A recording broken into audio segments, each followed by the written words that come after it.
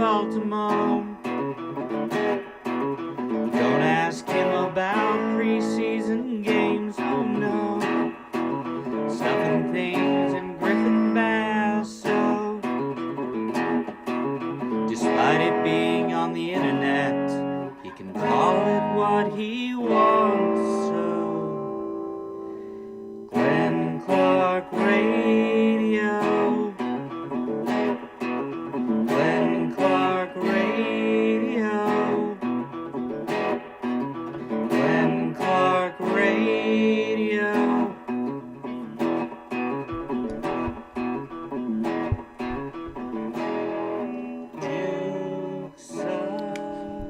Too soon on the fade. Ooh, and I'm hot today. I'm hot. Hot. Maybe bring me down just a slight bit. That would be good. Hi, good morning. It is a Would You Rather Wednesday edition of Glenn Clark Radio. I am Glenn. It still sounds like I'm a little hot. Still sounds like I'm maybe. You tell me. You're running the board. Grant's in today. It's been a long time since we've seen Grant. Grant was wandering through the wilderness. And apparently, I found my way here. It was so bad for him that he decided he would work for Jerry Coleman. Which, I got to tell you, I've done some things in my life, Grant. Like, I've made some choices. But actively choosing to work for Jerry Coleman. Whoa, I want him to like me still. Hold on here. Whoa. You chose that. Like, you didn't. I want to make sure that everything's like. You weren't forced at gunpoint to go work for Jerry Coleman? This is not part of, like, you got in trouble, maybe you had an overdue library book. And I didn't lose a bet. You chose to do that with your life. Yeah. Oh, my. Do you need to talk to somebody? Do you need to... No, we're good. We're cool right now. We're good. It's just us girls, Grant. It's just us girls. All right? Nobody else can hear you. Nobody can... Don't worry about it. It's just us girls. Is everything okay? I promise it is. I don't believe you. You should. I don't... Like, I know. What do I gotta do to convince you? You can't. It's literally impossible. I know Jerry really well. Okay. You can't convince me that, like, you're actually happy. Okay. I need you to do this. Okay. Blink twice if he's holding you hostage. I only blinked All right, we'll see. I'm not sure. Apparently, Grant now works for Jerry Coleman at the what is it called? The Jerry Coleman Jerry Coleman carries Mike Bordick's Jock Hour. Is that what that show is called? No, is that not entirely Remind me. close. Remind me. We're called the Bmore Baseball Podcast With Mike Bordick. Yes, which is Mike Bordick. It's the rebrand. The Mike Bordick Show. Yes. Right. And then the Adam Jones rebrand. And then Jerry just gets to tag along, and you know that's normally the way that works. I guess. As always, good morning, Jerry. Love you, buddy. So Grant's here. Griffin's out for a couple of days. Intern Jake's actually lingering in the background. He's working on things. We'll see. It's been Jake disappeared. He fell off a cliff, and then it's just sort of the way that things tend to work around here. We have young people that just go wandering through the wilderness, and they tend to find their way back to us, and that's okay. We'll provide manna if we can. We will do everything in our power to help these lost souls find their way. Jake did not choose to go work for Jerry Coleman because, like, you are really he values his mental health. Oh, okay. Coming up on the program today, Jonathan Mayo from MLB Pipeline, MLB Network, MLB.com. He'll join us. There's a new top 100 prospects list out. Yeah, there ain't a lot of Orioles. There's Samuel Basallo, and there's also end of list. Not great. We'll talk to Jonathan Mayo about that. Also, Drew Forrester will check in. It is a Would You Rather Wednesday. I do have the scenarios up on Facebook. I'll get them up on the other socials here in a minute as well. And you never know who might pop up on a Wednesday edition of the program. So that's what's going on here today. Today's show is brought to you by Game Day Men's Health in Owings Mills, Frederick, and Columbia. You know, I've been taking peptides the last few weeks, and I've been feeling better. There's just something that happens when you're a man and you get into your 40s and you start waking up and it's a production. Like, you're just sore, and you can't explain why. You're like, I didn't really do anything all that physical yesterday. The most physical thing I did was, like, get on a bike. Why do I feel like this? It shouldn't be this way.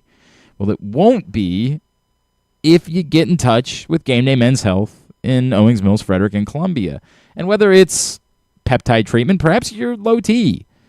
Perhaps you're dealing with performance issues in the bedroom, erectile dysfunction, whatever it is, they've got you covered. At Game Day Men's Health in Owings Mills, Frederick, and Columbia. You can go right now to GameDayMen'sHealth.com. You can sign up for a complimentary testosterone test when you do. You can give them a call, Game Day Men's Health in Owings Mills, 443-264-4454, or their location in Columbia, 443-266-3505, or if you're packing up your game and you're heading out west in Fred Rock, 240-931-3717 for Game Day Men's Health. You guys, I'm starting to think that it's possible that the Orioles aren't going to win a Brandon Young-Jacob deGrom pitching matchup. I'm just starting to think you can make the argument that that's not a winning formula. Now, they've only tried it twice. As we all know, perhaps the third time's the charm. I just don't think they're going to get that third opportunity. It did not go well, clearly, last night. It went poorly. You could argue it didn't go as bad as the last time because they got hits. That was neat. They even scored 2 runs thanks to a Gary Sanchez home run. And as I said yesterday, that's about the cheapest home run you'll ever see in that ballpark. And even still, that wasn't a complete cheapie. It was just there for some reason. You never see anything that's a cheapie. But to the point, this is what it is. It's why Monday night was so important, because you knew you weren't winning both of these. The part that's terrifying is Nathan Eovaldi has actually been better than Jacob deGrom this season. So, good luck to you tonight. Now, you know, when it was 3-2 last night, you convinced yourself for a minute, like, I don't know, maybe. And then they had to turn to Matt Bowman, and Matt Bowman brought his gasoline can out there and lit everything on fire. It's the constant thing that we say about this team is that nothing is predictive. Nothing that they do in any one particular game matters or will tell you anything about what they might do in the next game. They're just not a predictive team. Until proven otherwise. Until at some point we see them put together a pattern. On Monday night, 2 things were true. One was they scored 10 runs. The other was, in the actual game that was played, they only scored in 1 inning. It required extra innings for them to score a bunch of runs. Now, those runs count too, albeit aided by the ghost runner. So, you know, you want to have a conversation about how many of them were legitimate runs. You could say they scored 5 legitimate runs in extra innings. That's fine. I'm good with that. But still, every time something like that happens, you like to hope that it's a sign of things to come. You'd like to hope that that leads to the bats waking up a little bit. They scored 22 on Friday night. Again, 16 before there was a position player pitching. You want to hope that that leads to more runs being scored the rest of the weekend. But this team is just not predictive. Nothing that happens in any one particular game carries over to another game. And last night, through the course of 9 innings, they scored runs in 1 inning. as all their runs came on the Gary Sanchez home run. They face Nathan Eovaldi tonight, and if you made me guess, I'm going to guess they struggle. I'm going to guess they struggle because that's kind of what they do, and because it's Nathan Eovaldi on the other side, and he's been outstanding this season. So that's my guess. But if I'm being fair, nothing's predictive. And if I say that, the inability to build off of a strong offensive performance isn't predictive, then I have to be fair and say that I can't assume that this is just what they're going to be the next time out either. I just can't make it work that way. But the math continues to not be in their favor. It's easy to say, hey, look, they can't be expected to beat Jacob deGrom, and maybe tonight you can say they can't be expected to beat Nathan Eovaldi. But if they're not going to be able to do those things, then this will never work out for them. The answers are becoming more and more obvious the closer we get to the deadline. They're not going to really have time to fully find their way back into this thing. Most likely. I acknowledge there's still... This is baseball, and goofier things have happened. And maybe we wake up one day next week and they've won 4 straight games, and suddenly we're having a different conversation. But we have so much evidence that it feels extraordinarily unlikely that we're going to get those answers. We, unsurprisingly... I say unsurprisingly. So the first roster move they made yesterday was obvious. Jacob Stallings is in. Chadwick Tromp is out. We knew that was going to be the case after Chadwick Tromp got hurt on Monday night. Jacob Stallings, we can have that conversation. Should he be catching? It's such a weird bit. I don't remember who it was, but somebody was sharing the numbers for Gary Sanchez, how he hits when he catches and how he hits as a DH, and it's alarming. And I wish I could remember who it was because it jumped out at me when I saw it, and I just said, here we go. This is from Andy Koska of the Baltimore Banner. This season, Gary Sanchez is hitting .288 with an .816 OPS when he's catching. He's hitting .167 with a .639 OPS as a DH. Sample size might play a role. He has 67 plate appearances. This was going into last night when he was catching, and 20 when he was DHing this year. However, for his career, he has a .786 OPS as a catcher and a .710 OPS as a DH. Now, this is typically the other way around. Like, typically we suggest that maybe somebody needs to catch less because that's a burden. For whatever reason, Gary Sanchez, and you've heard this from certain people, it makes you feel like you're more in the game, you're more in tune, you're not coming in cold. Some guys thrive as DHs. Not everybody is Edgar Martinez or Harold Baines. Some guys just need to feel like they're involved in the baseball game, and otherwise they can't just hop up and feel good when they go to the plate. And this isn't, 786 versus 600 or something like that, but it is a notable difference for Gary Sanchez's career between how he hits when he's the DH and how he hits when he's a catcher. Well, you want Gary Sanchez's offense right now because you get, home runs. But the trade-off for that is you have to accept Gary Sanchez's defense. And that... I feel like last night turned into Keystone Cops. It was off. The wild pitches, the ball just being thrown. It was awful.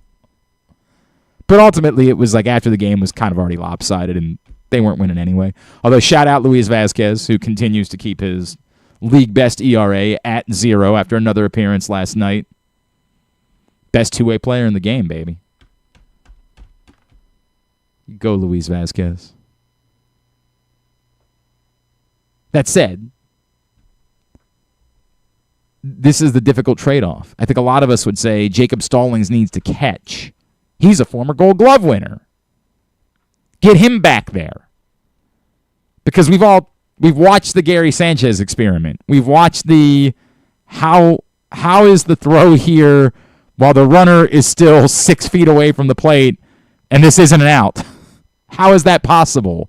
We've watched the don't even bother throwing the ball down to second base if someone is attempting to steal.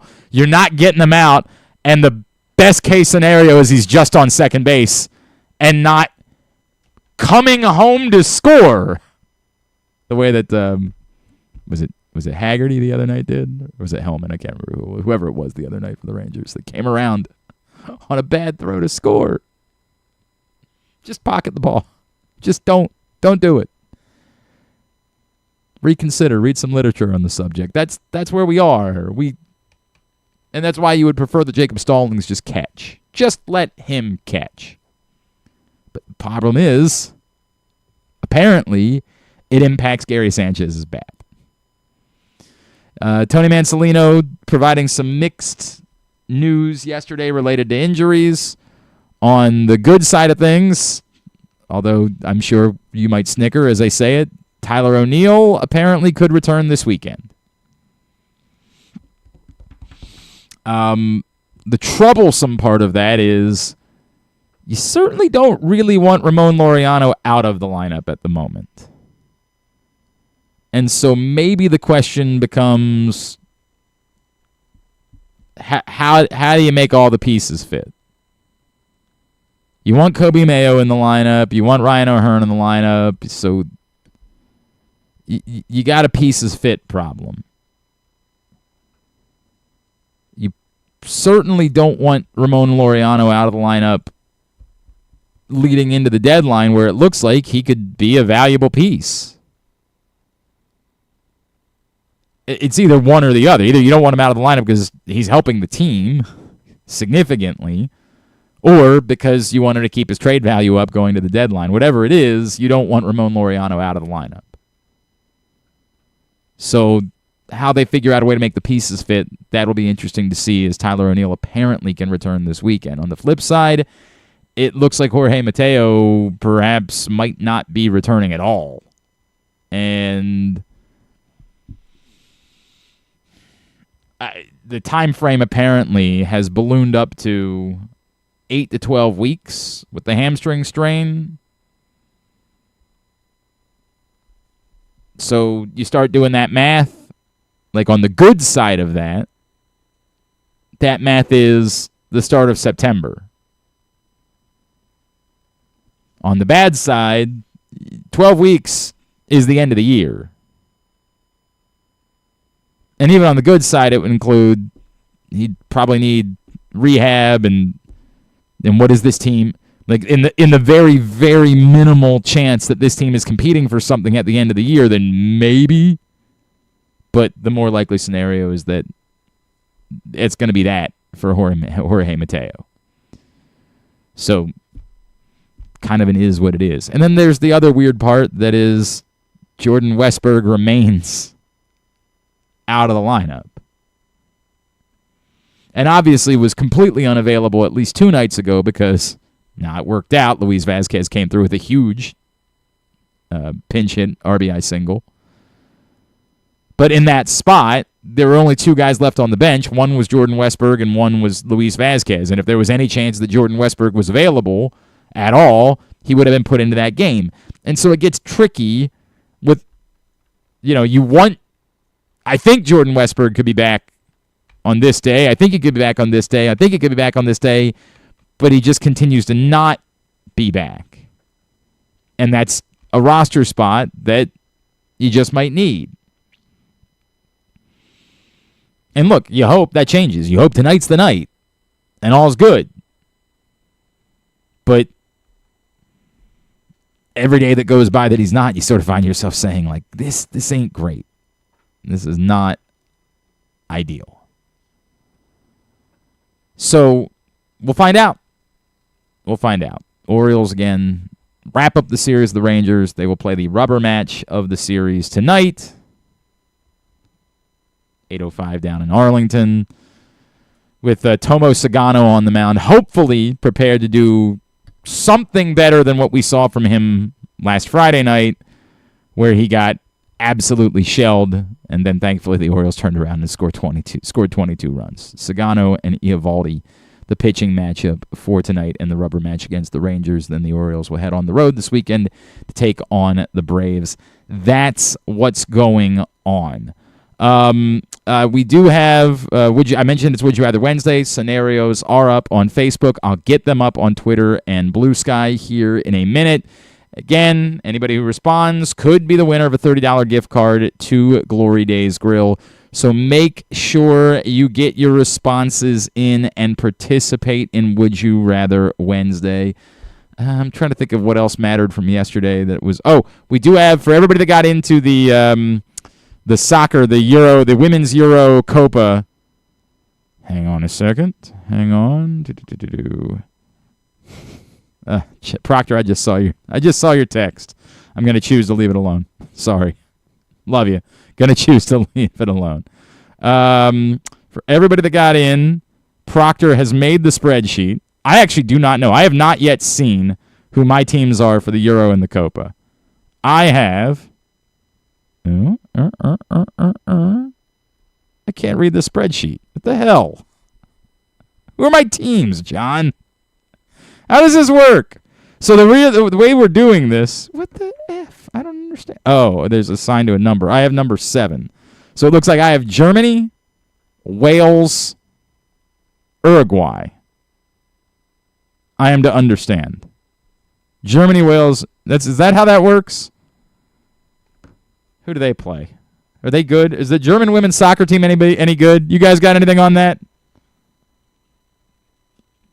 Germany's got Women's Euro. Give me the Women's Euro. Women's Euro schedule. Germany's got Poland on Friday. Poland can't beat Germany. Stop. No way. Then go for the Denmark game. What's Germany-Denmark on Tuesday, July 8th. Germany-Denmark on Tuesday, July 8th. I think we're good. We're good here. Versus Sweden a few days later. I like my chances. Germany's got to be good, right? It seems like they got to be good. Right now, no, that's not the right. Hang on a second. The Women's Euro 2025. What are their odds? Germany. I want to know what the odds are. Germany's the 3rd favorite to win the thing. I'm great. Although Wales has the worst odds to win the thing. It's not so good. I don't love that. But I'm feeling good. Winner gets the cash. Loser has to eat the coleslaw popsicles. So, which I know intern Jake actually does for fun. That's just what he does. It's part of his family's 4th of July celebration. Is some delicious coleslaw popsicles every year. So we'll look forward to that. All right, we come back in. Drew Forrester, drewsmorningdish.com, 105.7 The Fan. I don't know where he is. He's at a camp of some sort. That's why he's not in studio with us today. But he wanted to check in because I'm sure he just has some dynamite thoughts to share. Be A-plus sports broadcasting coming from our guy, Drew Forrester, here in a minute. If you missed it... Go ahead. It's fine. Sluggish, unfocused, or not like yourself? It could be low testosterone. At Game Day Men's Health, we specialize in testosterone replacement therapy to help men boost energy, improve mood, and regain confidence. Our treatments, including testosterone cypionate, are safe, natural, and tailored to fit your lifestyle with weekly injections or pellet therapy. Get started today with a free testosterone test and feel the difference. GameDayMen'sHealth.com. Game Day Men's Health, where men reclaim their game. Make the most out of every day in your Toyota RAV4. Available in hybrid or gas-only models. A RAV4 can get you where you want to go in style. Check out buyatoyota.com for deals on new RAV4s from your local Toyota dealer today. Need a trophy or award that's as unique as the achievement? Look no further than Crown Trophy. With locations in Owings Mills and Gaithersburg, they specialize in custom trophies, plaques, and medals for any occasion. From sports and academic awards to employee recognition and corporate gifts, visit crowntrophy.com today and let them help you create a lasting memory for your school, team, or business. Crown Trophy is a proud supporter of the Maryland Public Secondary Schools Athletic Association. crowntrophy.com. The latest edition of Press Box is available now. On the cover, we celebrate the first ever Baltimore basketball player to reach the Naismith Hall of Fame as we talk to those who knew Carmelo Anthony best about how his Baltimore upbringing shaped his legendary career. Also inside, Bo Smolka profiles Ravens second-round pick Mike Green and find our annual summer travel section with information on some of the best sporting events and activities in Maryland that your family can check out all summer long. Press Box is available for free at over 500 locations throughout the region, including 60 Royal Farm stores. Or you can read the entire issue online at PressBoxOnline.com, where you can also find great betting advice and the best daily coverage of the Orioles, Ravens, and Terps. Calling all athletes and families, don't miss Football versus Football, a free sports and wellness festival Saturday, July 19th from 10 to 6 at Baltimore Peninsula. Meet retired Ravens, other former NFL stars, and pro soccer players. Join youth sports clinics, get free health screenings, and enjoy food, music, and family fun. Powered by United Healthcare, presented by Sports Legacy Group, and supported by University of Maryland Orthopedics and 1-800-GAMBLER. For fans of the Costas Inn, and who isn't, I have some great news. Now there's a second location to go along with 4100 North Point Boulevard. This one is at the Timonium OTB. This is Stan the Fan, and I have been a fan of the Costas Inn and Triantopoulos family for going on 30 years. They're open for lunch and dinner, same great Costas feel, same great menu and quality food you've been enjoying for well over 50 years. The exact address on your GPS is 2200 York Road, and their phone number at the new location is 667-406-1975. If you're new to the Costas experience, get ready for a real treat. All wrapped up in a new spacious dining room in Timonium at the OTB. If you want steamed crabs, you have them, and the full menu at 4100 North Point Boulevard. The number for reservations there at Costas, 410-477-1975. One of the things that's definitely wrong with this country is that this dude still has a job somehow, some way. Glenn Clark. All right, back in here on GCRs, continue along on a Wednesday edition of the program. Today's show is also brought to you by the Maryland 5-Star, which returns to Fair Hill this October up in Cecil County. It is the Triple Crown of Equestrian, a world-class sporting event. But on top of that, it's also a fall celebration here in the state of Maryland. If you haven't been, you got to check it out, because I will admit to you, I didn't know anything about equestrian. It was not my world. I don't care about it. But then I went up and saw it, and I'm like, wow, this is awesome. There's the Food and Wine Festival. There's the Corgi Cup. There's the ponies. There's so much that's going on surrounding this week-long celebration of fall in Maryland up in Cecil County. Maryland5star.us. That's Maryland 5 with the number 5, Maryland5star.us. In order to get your tickets, which are available now for the Maryland 5-Star, returning this fall to Fair Hill up in Cecil County. Get your tickets now for the Maryland 5-Star. U.S. Soccer, we were just talking about soccer, I should point out, that is tonight as they take on Guatemala in the semifinals of the Gold Cup. That is the first semifinal, which I was going to say is a little annoying because I was hoping, like, in a good world, the Orioles are at home, they're playing at 6:30, they play their game, and then afterwards, the U.S. has the late match. You can watch both. But since the Orioles are on the road tonight, not playing till 8 o'clock, it's kind of a lose-lose. Like, either you're missing some one way or the other. So you're going to have to do the old double screen thing tonight for the soccer match, and we'll look forward to that. I can only imagine how Drew is treating Grant. I can only imagine. This is not dissimilar to working for Jerry, is dealing with Drew. They're very similar occurrences in life. They couldn't be all too far from each other. I kind of just want to broadcast this. He's at a camp, so he's probably like corralling and just give him a second, and then he'll be ready, and then we'll get him on the air. This is what I get for working around Drew's schedule, though, to be fair. Like, this is also on me for trying to coordinate around him. That's the way that it goes. Our guy Francis Tiafo is in a little bit of trouble, down 2-1 this morning to the Brit Cam Norrie. It's tough because then you have to go up against the crowd. when you're in that situation. If you missed it yesterday, kind of a bloodbath at Wimbledon. The good is that Alex Zverev is out. Makes it, no matter what happens, a great Wimbledon. I don't have to worry for even another day about the possibility of Alex Zverev winning Wimbledon. Tremendous news. Tremendous news. The problem was, the trade-off for that was that 2 American women that were top 5 seeds are also gone, as Coco Gauff stunningly loses her first-round match in straight sets. She talked afterwards about the difficulty. It is really hard to win the French Open and Wimbledon back-to-back. It is very taxing to go through 2 weeks of playing like that at the French Open and then turn around just a couple of weeks later and be ready to go at Wimbledon. There's no getting around that. That is a very difficult thing to do.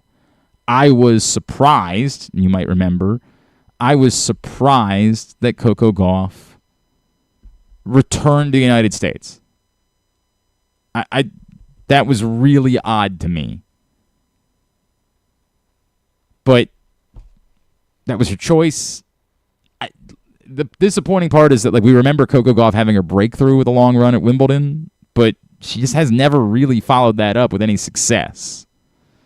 So for as well as she's done elsewhere and winning at the U.S. Open and now winning the French Open, the Wimbledon thing has been an issue, and Coco Gauff is out. Jessie Pegula also out at the U.S. Open yesterday. That's a bummer. Not that I expected Jessie Pegula to be able to win. She's still never been able to break through, but someone on the American side that you would have liked to have seen make a deep run, and that's simply not going to be the case. Today, you're waiting to see what's going on with Frances Tiafoe. Arina Sabalenka was already a winner. As that's what I'm concerned about, and that's what I'll be doing while my family's at the beach next week, is I will be spending every morning watching tennis until they literally drag me to the beach, where I will proceed to continue watching tennis on my phone while I'm sitting on the beach. That's the way that it'll go. I kind of just want you to patch him through anyway so I can hear what's going on there. There's a small part of me that wants you to do that just so I can listen. Like, that's the disappointing part, is I want to know.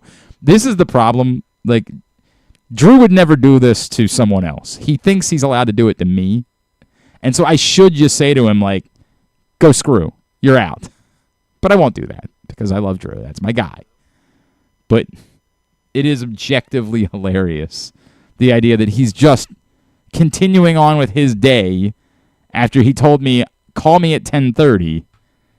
I mean, what are you hearing? He was giving a really good golf lesson. I have no doubt that's what he's doing. That's the event that he's at. Yeah, yeah. It's not. He told me to call at 10:30. Is the troubling part of this? Oh, are you gonna try again? Did you give up? No, I think he broke up. Oh, you lost him? All right. This would be the day that something like this would happen. This would be the day that we're dealing with this problem. All right, what do you have, Jack? What did you prepare for today? Hey, Drew, this is Grant from GCR in Baltimore. You ready to enjoy the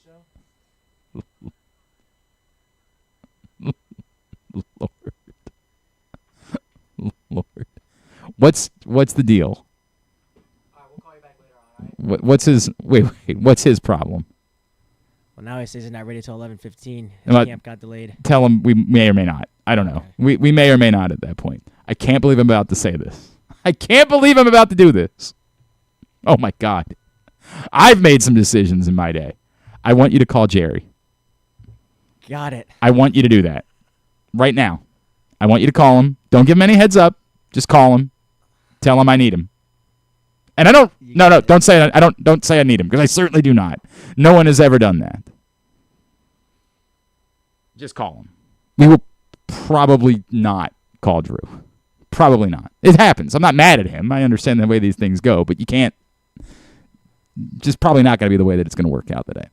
But you're going to call Jerry from the line. Just call him from the hotline, and see if he answers. And if he doesn't, then you can call him from your phone.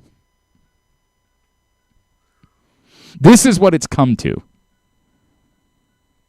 One day, somewhere right now, Griffin is laughing. Somewhere right now, Griffin is getting I don't even know where he's in California, so he's probably not awake. I take that back. He's not laughing. He's in California. There's no chance that he's laughing. If he were awake, he would be. Hey, Jerry, this is Grant.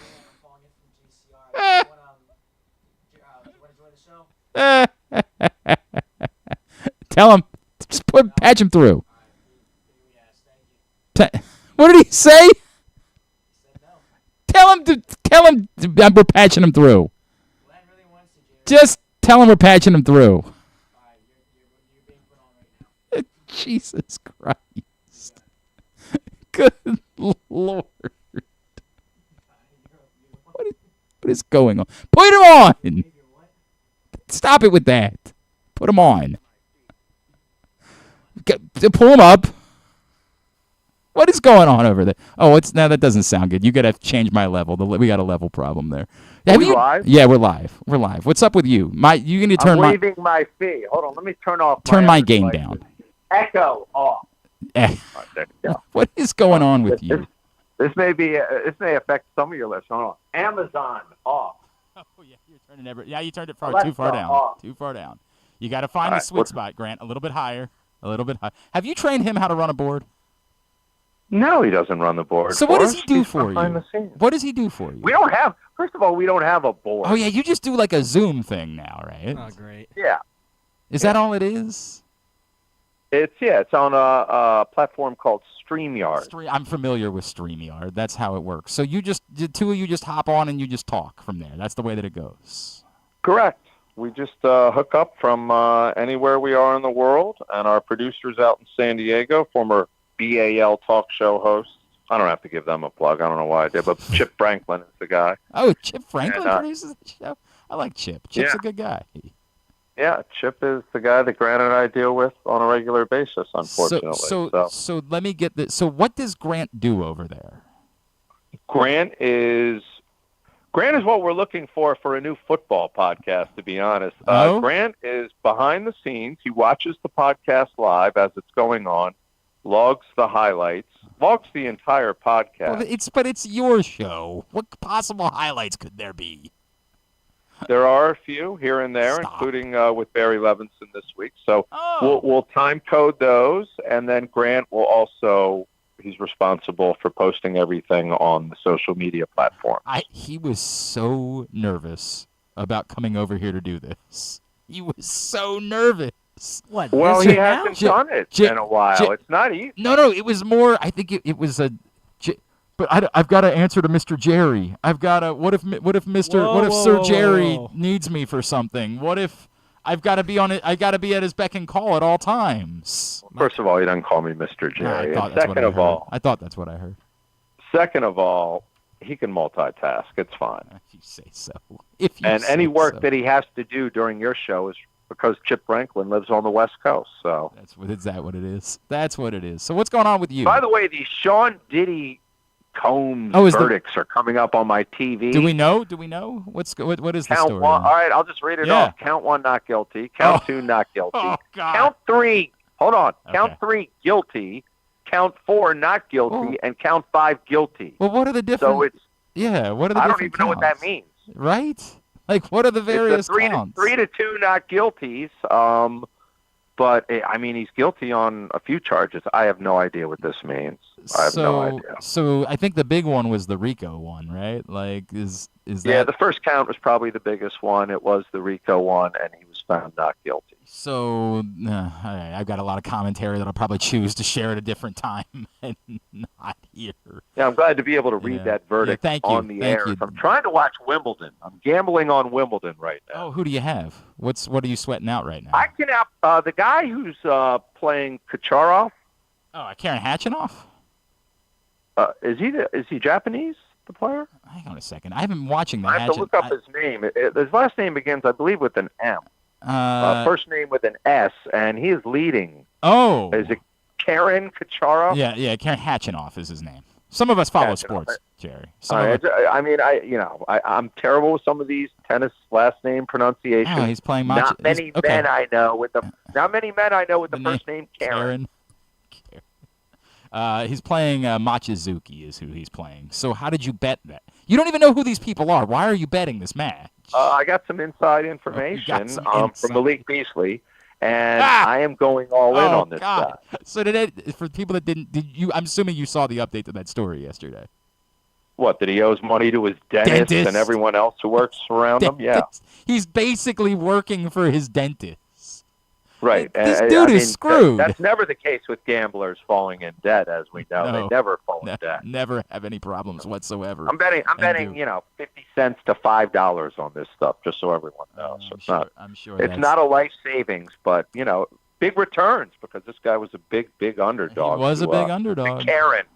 Karen Hatchinoff. There's still a ways to go in that one. There's still a little ways to go in the Francis Tiafoe match, but I'm not feeling good about it right now. Well, the Tiafoe match was just taken off the board because I like Big Foe to come back here. It wasn't looking good, but, I expect this to be a marathon. But for some reason, it has been taken off the board on DraftKings. I get very worried about the crowd with a Brit on the court in 5 sets. That becomes – I know he's very popular, Francis, over there, but I worry about that even if he gets to a fifth, that it's going to go the wrong way. All right, what else? And what about Carlito? He's after he got pushed to 5 by Fognini, he's going to smoke this guy. I mean, he's going to. Yeah, I think he is. Yeah, this will be over quickly. He got his wake up call on Monday, and he tightened up, and he's going to be Carlos Alcaraz today, and he's going to absolutely blow past this kid. I agree. I believe he and Djokovic do see the value in trying to play as few games as possible before they hopefully meet again. Disappointed in Coco Gauff. I am, except that she was never going to. It's inexcusable to do this 2 of the last 3 years in the first round. I know. The first round. I know, Jerry, but I'll take that trade-off every time. She won the French Open. I'll take it every time, right? If that's the way that it works, I'll take it. I get it. Well, she's won 1 French Open and 1 U.S. Open. She's done better than her former doubles partner, Jessica Pegula, but it's kind of underwhelming so far, but there's still a long way to go in the career. You say underwhelming. Now, wait, this is some hot take Jerry Coleman crap. Underwhelming to already be a 2. There's a lot of hype around I understand, because Coco. we met her when she was 15. That's the reason. Okay, we're 6 years into her career now. She's 21 years old, and she's already won 2 slams. Okay. Come on, Jerry. We're just saying things now. She's also been knocked out of. Hasn't gotten past the 3rd round of Wimbledon. Yes, it's very odd that since that first Wimbledon when she broke through and she became the darling of tennis, she has not performed well at Wimbledon. Now, why that is? Some players just aren't good grass court players, and I don't. And you heard her comments yesterday, right, about being a little overwhelmed or exhausted. Well, That's few players. On her. Very she few decided players. to do the media tour after the French Open and not. I will agree with you. Prepare. I was stunned when she flew back to America after winning the French Open. I was stunned that she made that choice. I don't think she was going to win Wimbledon anyway, so I can't get too worked up about it. And look, it was a unique first-round matchup against Yastremska, who is. I always try to explain for people that don't follow tennis. I always have to try to explain how draws work. And this is the way that it goes. You could end up playing someone like this in round 1 who just happens to be a better player than that but doesn't have the points at the moment. So there's a lot of weird that's involved. I don't think she was ever winning Wimbledon. I just don't think that was... Well, it's a bad sign when she lost the warm-up over there. She lost the grass court warm-up. I agree, but I still think you take that trade-off every time. She won the French Open. Yeah, if she keeps winning French Opens like Rafael Nadal, God bless her. Correct. I will live with that if that's the case. But to try to call out Coco Gauff for having only won 2 slams, come on, dude. Well, it's the first round exits, and a lot of times, again, beaten by inferior opponents, and when it shouldn't be the case. She should be going further, and doing the media tour and all that was not helpful. So she could have just done a Zoom or StreamYard. Yes, she could have appeared on the Bmore. What is it? The Mike Bordick show? Is that the Bmore Baseball Podcast? That's what it is. The Bmore. Mike Bordick and yours truly. He came in this morning. He said, "Mr. Jerry requested that you only refer to me as Grant from the Bmore Baseball Podcast." Yeah, we want as many plugs as possible. I did request that. Son of a bitch. I did request that. Do you own the kid now? Is that the way that it works? No, I'm teaching him about promotion. That's who he's associated Well, I'm happy with. to give him a plug. I'm happy, but I don't think I think like literally, I think he wanted me to put it on the screen. Grant from the Bmore Baseball Podcast. Not It's true. kind of mandatory that every time you refer to him, you mention the podcast. He's got a corporate deal. He's got It's better than an an agreement. It's Part better of than the an NIL. arrangement. That's part of how it works. Hey, where are you at with what they're going to try to do to change the game day experience at Camden Yards? What's your hot take about that? Yeah, I was just talking with someone about that because they were at another stadium enjoying that. I don't know how many fans are. I mean, I look at the attendance for these games, and even the Cal Ripken bobblehead, they drew 30,000. I expected more. So I'm not sure where these people, and the same thing for me applies with the Ravens, although it's a shorter season. Not sure where the money and the people are coming from. I guess it's the corporations, maybe those that just got big tax breaks. I don't know. But I just know that Joe Fan seems to be more priced out than ever these days around Baltimore. And, you know, all these things that these teams are doing are really catering to the upper echelon. I know they have some things going on for Joe Fan here and there, but they don't go out of their way to promote them. Like the improvements that we're seeing at M&T are, you know, crazy. And then what they're doing with at least they're not moving the press box like the Angels or White Sox, you know, down the first baseline or in the out. Yeah, I think it's a miracle that they've only moved it a section over.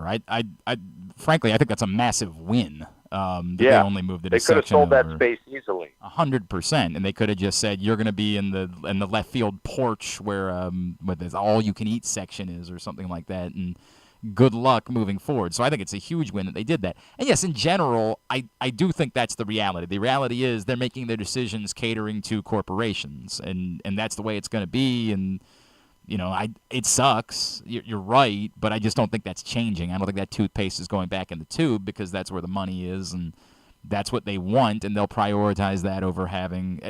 People complain about the Preakness attendance these days, and the only way I've been able to say it is like they have the people that they want. Like, that's what they want. They are not worried about having 160,000 people at the horse track ever again. They want to make sure. No, they'll never be worried about that again. Okay, well, I thought with the new track they might want to get back to that. I think they're going to want the number. I think they're going to want the number to be Churchill. Right. They don't want it to be 40,000. They want it to be larger than that. But it's never again going to be about how many people can we get inside this building. It's going to be about how many of the right people that we want can we get here. Like they're just not worried about the riffraff anymore. It is not a priority for them. Well, those people were paying $100 to get in. I agree, but they weren't paying $100 more for a glass of or a bottle of wine after that. Like they are prioritizing the people that are going to spend thousands of dollars on their experience over the people that are going to spend $100 on their experience. And well, there's a ceiling at some point in my. We keep talking about where does the bubble break, and it's a fascinating question, right? Like, who's it? SGA got $71 million a year from the Oklahoma City Thunder this week. Yeah, we're closing in on the $100 million a year athlete. Sure. In this country, I mean, obviously, Ronaldo just got the most ridiculous deal I've ever heard of from the Saudis, but.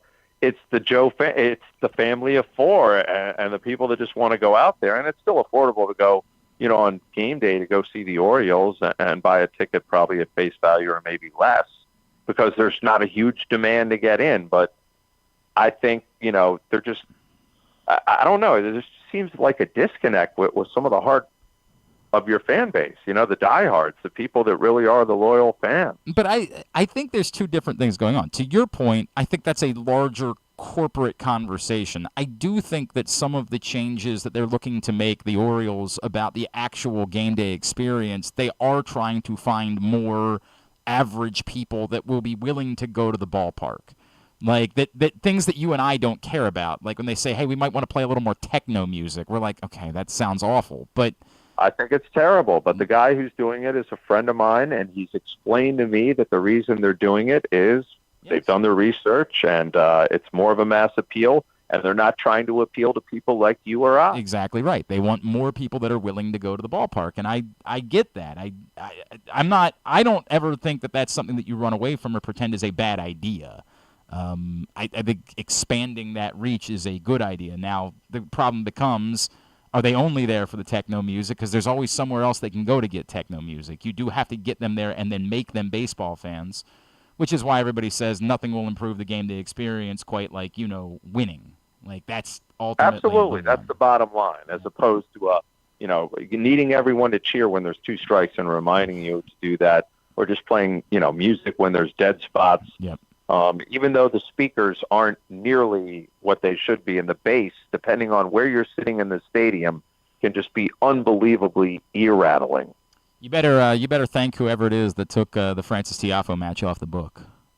He just got broken in the 4th. You better thank that whoever that was that took it down. They just switched away from it. He also, I'm watching it on the 4-letter. He went down on the last point, so it's been off the board for a while. Yeah, you better. Is that where you're watching it on the 4-letter right now? Why do you still do that bit? Like, is that personal? I don't need to promote them. I mean, you don't need most to promote of the anyone. stuff they put out. All right, most of the stuff that ESPN puts out, in my opinion, is but wait really a second. garbage. You want me to promote the Bmore Baseball Podcast? Yeah, it's a local product. I mean, I'm supporting local business. Why would I promote a 4-letter network that put that? Do you do the same really thing? Destroyed the NBA draft. Had the worst NBA coverage I've ever seen. That part is true. It's terrible. Their NBA coverage is an abomination. Most of their shows it's awful. are hot garbage. But I don't watch any of Pardon those. The Interruption. But why do you watch that stuff? I watch Pardon the Interruption because that's an intelligent show, and I know those guys personally. Yeah, I know those guys. I don't watch any of the other crap. I don't blame. Okay, this is where I am. I don't complain about ESPN because I just don't watch. Like, I just don't watch it. It's bad. Well, I mean, they're on right now because they're carrying. I watch Wimbledon, exactly right. And I watch their NBA coverage because I need to watch the games, and it's dreadful. It's embarrassingly it's a mute situation every time. awful. Doris Burke might be the all-time worst color commentator I've ever heard. Yeah, I don't even know that she's absolutely horrible. Richard Jefferson is a close second.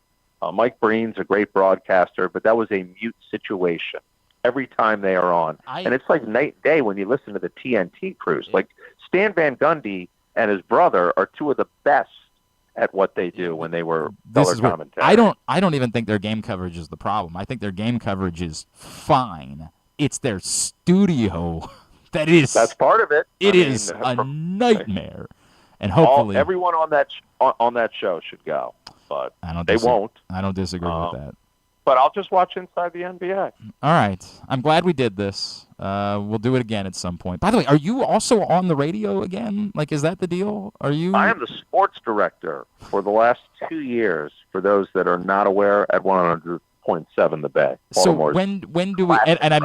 This is not a. I'm just not a. Mornings with Huber. Thank you. On twice a week with Huber, and then Matt the producer, in the afternoons twice a week. And then I cover various things for them. So that's just a little side thing. But the main thing is the Bmore Baseball Podcast, and stay tuned for details about the Bmore Football Podcast. Ooh, the Bmore Football, and that's in partnership still with the Banner, correct?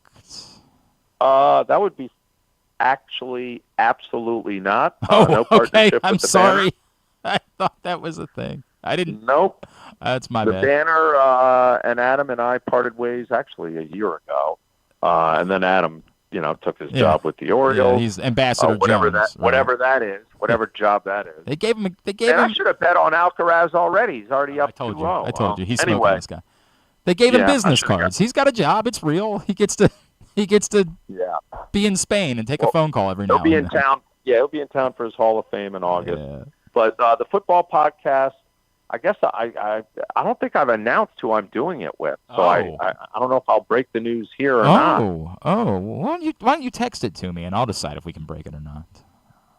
Yeah, well, the guy works for the Baltimore Sun. Oh, is it that guy? Is it the guy that I assume it is? Let's just say the premise of the podcast is going to be, I believe I'm one of 4. And I mean, I don't know if you fit into this category or not. I never thought about it, but you have been around. But one of 4 that has been covering the Ravens since their inception on a regular basis. I am too young for that, Jerry. Okay, that's what I thought. I was 13 when the Ravens moved to town. Okay, thank you. So I'm one of 4. The guy from the Sun's part of the 4. Okay. And we believe the other 2 work for BAL. Oh, so we're kicking Ginsburg out of that because he retired. He is retired, Yeah, yeah. all He's right. just a tennis player. All I play right. tennis with him twice But a week. I still He feel doesn't- like I see him every time I show up at an Orioles game. I still feel like Well, he goes I out see- there, but he doesn't like- really, and he'll cover a Ravens game. But I mean, on a regular basis. Yeah, no, I get it. you know? No, I get it. I get it. I've done the math, so I know who it is. Yes. and he's certainly an opinionated fella. And He is. someone, And anyone listening should be able. I to have an deduce idea. who I it have an is idea as for well. what you should call your podcast. It's just I just came up with this. Be more opinionated. I don't know if you've heard of that. We have used that, and I love that title, Aware. but I think we're just going to keep with the Be More Football podcast. All right. With that person's name probably first, and then me. I can't believe I'm saying this. I love you, pal. Thanks for hopping on this morning, and thanks for sharing. Hey, it was great. Thanks for sharing. Great Grant being with me. on with you, and great talking tennis. And let me go put some money on Carlito. Yeah, throw as much as you can before that comes off the board. Thanks, buddy. Yeah, I like under 8.5 games first set. Let's just declare that right now. I think that's a good one. I think that's pretty good. All right. See you, pal. All right. Talk to you. Jerry Coleman. That was our backup plan. That was the Drew Forrester issue. I think it's actually the gain on the phone that's the problem that we need to play with the next That's time. what it was, but, yeah. but slightly. You need to bring it down slightly, not as much as we did. All right, when we come back in, Jonathan Mayo from MLB Network, MLB.com, MLB Pipeline will join us. Just one Oriole on the updated top 100 prospects list. We'll talk about that next. Glenn Clark Radio. Driving in Maryland? Did you know an Easy Pass from DriveEasyMD.com can save you time and money?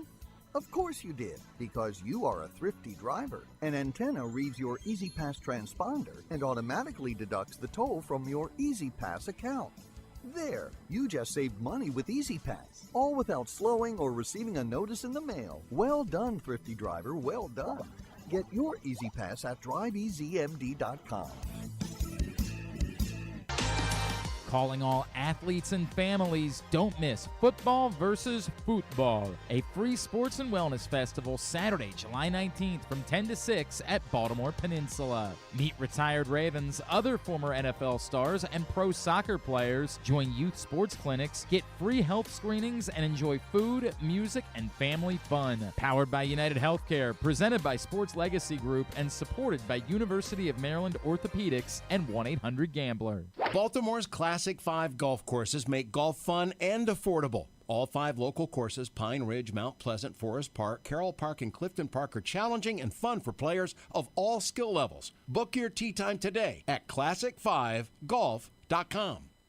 Summer just got a whole lot merrier at Live Casino. Win your share of $30,000 during Christmas in July. Earn entries starting July 1st. Dash in on Saturday, July 26th to be one of 50 winners to unwrap top-of-the-line electronics, home appliances, free play, and other great gifts. Go all in on good cheer at Live Casino. At Erndale Mills, must be 21. Please play responsibly. For help, visit mdgamblinghelp.org or call 1-800-GAMBLER. Gambling can be a fun and entertaining experience, but there are risks involved. If you're planning on betting on the game at the casino or on your phone or computer, know your limit, stay within it. Set a budget and a time to stop. Remember, gambling isn't a financial solution, and it doesn't mix well with alcohol or drugs. Know the risks and have a plan before you begin gambling. For free and confidential services, call 1-800-GAMBLER 24/7 or go to helpmygamblingproblem.org. The latest edition of Press Box is available now. On the cover, we celebrate the first ever Baltimore basketball player to reach the Naismith Hall of Fame as we talk to those who knew Carmelo Anthony best about how his Baltimore upbringing shaped his legendary career. Also inside, Bo Smolka profiles Ravens second-round pick Mike Green and find our annual summer travel section with information on some of the best sporting events and activities in Maryland that your family can check out all summer long. Press Box is available for free at over 500 locations throughout the region, including 60 Royal Farm stores. Or you can read the entire issue online at PressBoxOnline.com, where you can also find great betting advice and the best daily coverage of the Orioles, Ravens, and Terps. Feeling sluggish, unfocused, or not like yourself? It could be low testosterone. At Game Day Men's Health, we specialize in testosterone replacement therapy to help men boost energy, improve mood, and regain confidence. Our treatments, including testosterone cypionate, are safe, natural, and tailored to fit your lifestyle with weekly injections or pellet therapy. Get started today with a free testosterone test and feel the difference. GameDayMen'sHealth.com. Game Day Men's Health, where men reclaim their game. Contrary to what some people believe, I actually like this guy when he sleeps. Glenn Clark, talking sports. All right, back in here on GCR to continue along on a Wednesday edition of the program.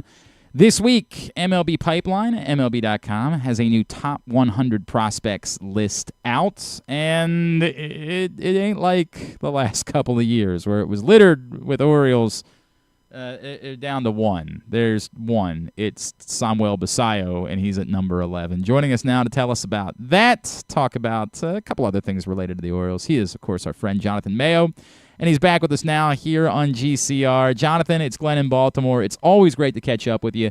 Thank you for taking the time for us this morning. Oh, we good? Sorry about that, Jonathan. Apologies. Thank you. Good to talk to you as always. Yes. It's a weird time because we knew this time was coming, right? Where everything the Orioles had done, those guys were going to get at the bigs. This list was not going to be littered with the Orioles anymore. We just thought that was going to be happening as the Orioles were competing to win World Series. And so this kind of hits you in the face when the Orioles are struggling and there's not a whole lot more help coming in the pipeline. Let's talk about the guy that is there. I feel like there are things about Samuel Basallo's profile that would suggest he might be, one of the best hitting prospects in all of baseball. Is the reason he's only at number 11 because we still haven't seen much of him as a catcher at this point? Yeah, I think that even if you think he's going to catch, it's not going to be great. And obviously it's not an avenue for him to catch in Baltimore. So we're talking about a guy who's more or less limited to first base or DH. The arm strength certainly works behind the plate. The rest of the stuff has gotten better as he's progressed, but because he hasn't played there, I think he's limited a little bit. I think if he were a surefire catcher with the clear future offensive production that he's shown at now offensive production, honestly, he probably would have snuck up a little bit higher with some of those other guys at premium positions. How good is his bat profile, particularly obviously the power, right? Like how real is it? Do we have enough data to say that this is projectable for sure, that he is a legit power bat at the major league level? I mean, I think so, but I think as Orioles fans can attest, not everyone who puts up big numbers in the minors automatically is productive, at least not right away. And I think that's one thing to sort of take solace in, is that there's this sort of slew of graduated prospects who've been shuttling back and forth to AAA who might still establish themselves and help boost the Orioles back into that contending status that, as you said, both people were expecting after last year to kind of come annually. But everything that Samuel Basallo has done pretty much from the time he signed has pointed to the fact that he's going to hit. The exit velocities have been plus from the get-go. He makes more than enough contact, so you think he's going to get to that power regularly. He just has a feel for loud contact and finding the barrel. And I do think that will translate once he's given the chance to do so in Baltimore. Anything about his bat profile that is concerning? Not for me. Okay. I mean, I'm not really worried about it at all. We've seen more than our fair share, not just in Baltimore. Young hitters get to the big leagues, they try to do too much. They try to get to that power at all costs.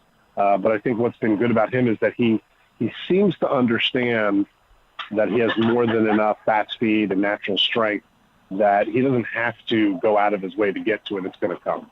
We're chatting with Jonathan Mayo, and we will link up on our Twitter account the new top 100 prospect list. So you can see that at Glenn Clark Radio on Twitter. Jonathan, you brought it up earlier. If the bat is this good right now, does it require more development in the minors before bringing him up, or is it better off maybe in a year where, it doesn't look like the Orioles are going to do anything to maybe try to get through his adjustment period to Major League hitting in hopes that they're relevant again in 2026 and that he can kind of hit the ground running then? I mean, I think he could help a lineup now. I think it's a question of where you'd want to put him and how you'd want to change the big league personnel to make room for that. You know, I don't know if you'd want, you know, to put him behind the plate at the big league level occasionally, or moving him around. You know, he's not played enough to do that. He's still so young. And then I think, you know, the other question starts coming into play, right? Or if you're not going to compete this year, why start his clock now? Right.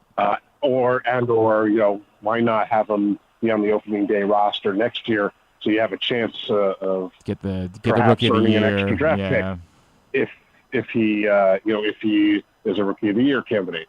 So I think, you know, all those things come into play. The Orioles have not shied away from calling guys up when they feel that he can help. But I think the later we get into the season, the more you start wondering about some of those kind of ancillary variables that come into play for front office. Jonathan, should we be concerned that neither of the Orioles' last 2 first-round picks is a top 100 prospect, or is that probably about right given where they were drafting the last couple of years? I think it's tougher for guys who go a little bit later in the first round. I actually was hopeful. You know, we have a hard time, I don't want to say it's a blind spot, but guys like Enrique Bradfield are really hard to figure out how they fit into a top 100 landscape, because he's got the one really, really plus, you know, double plus, triple plus, whatever you want to do tool with his speed. The defense is very good. What's the impact going to be like? And, you know, I thought last year he kind of showed that you know, not that he's suddenly going to turn into a run producer, and that's not what you want him to do anyway, but that there was a little more impact there. I thought he had a chance to kind of run his way into the top 100, and then he got hurt. And I think he's not really firing on all cylinders right now. Vance Honeycutt is one of those guys that I don't know. You know, the swing and miss concerns were there when he was drafted. The raw tools are considerable. It might take him a little while longer, and he may never hit. You know, so I don't know if concerned. I think there was a little bit of the roll of the dice with Vance Honeycutt. He's one of those guys that, from a raw tools standpoint, belonged in the top 10 in a draft. The swing and miss puts him down at a certain point in time when you pick where the Orioles picked. You kind of have to say, all right, we can't not take this guy because the payoff could be so huge. It just may take him a little longer than your typical college hitter.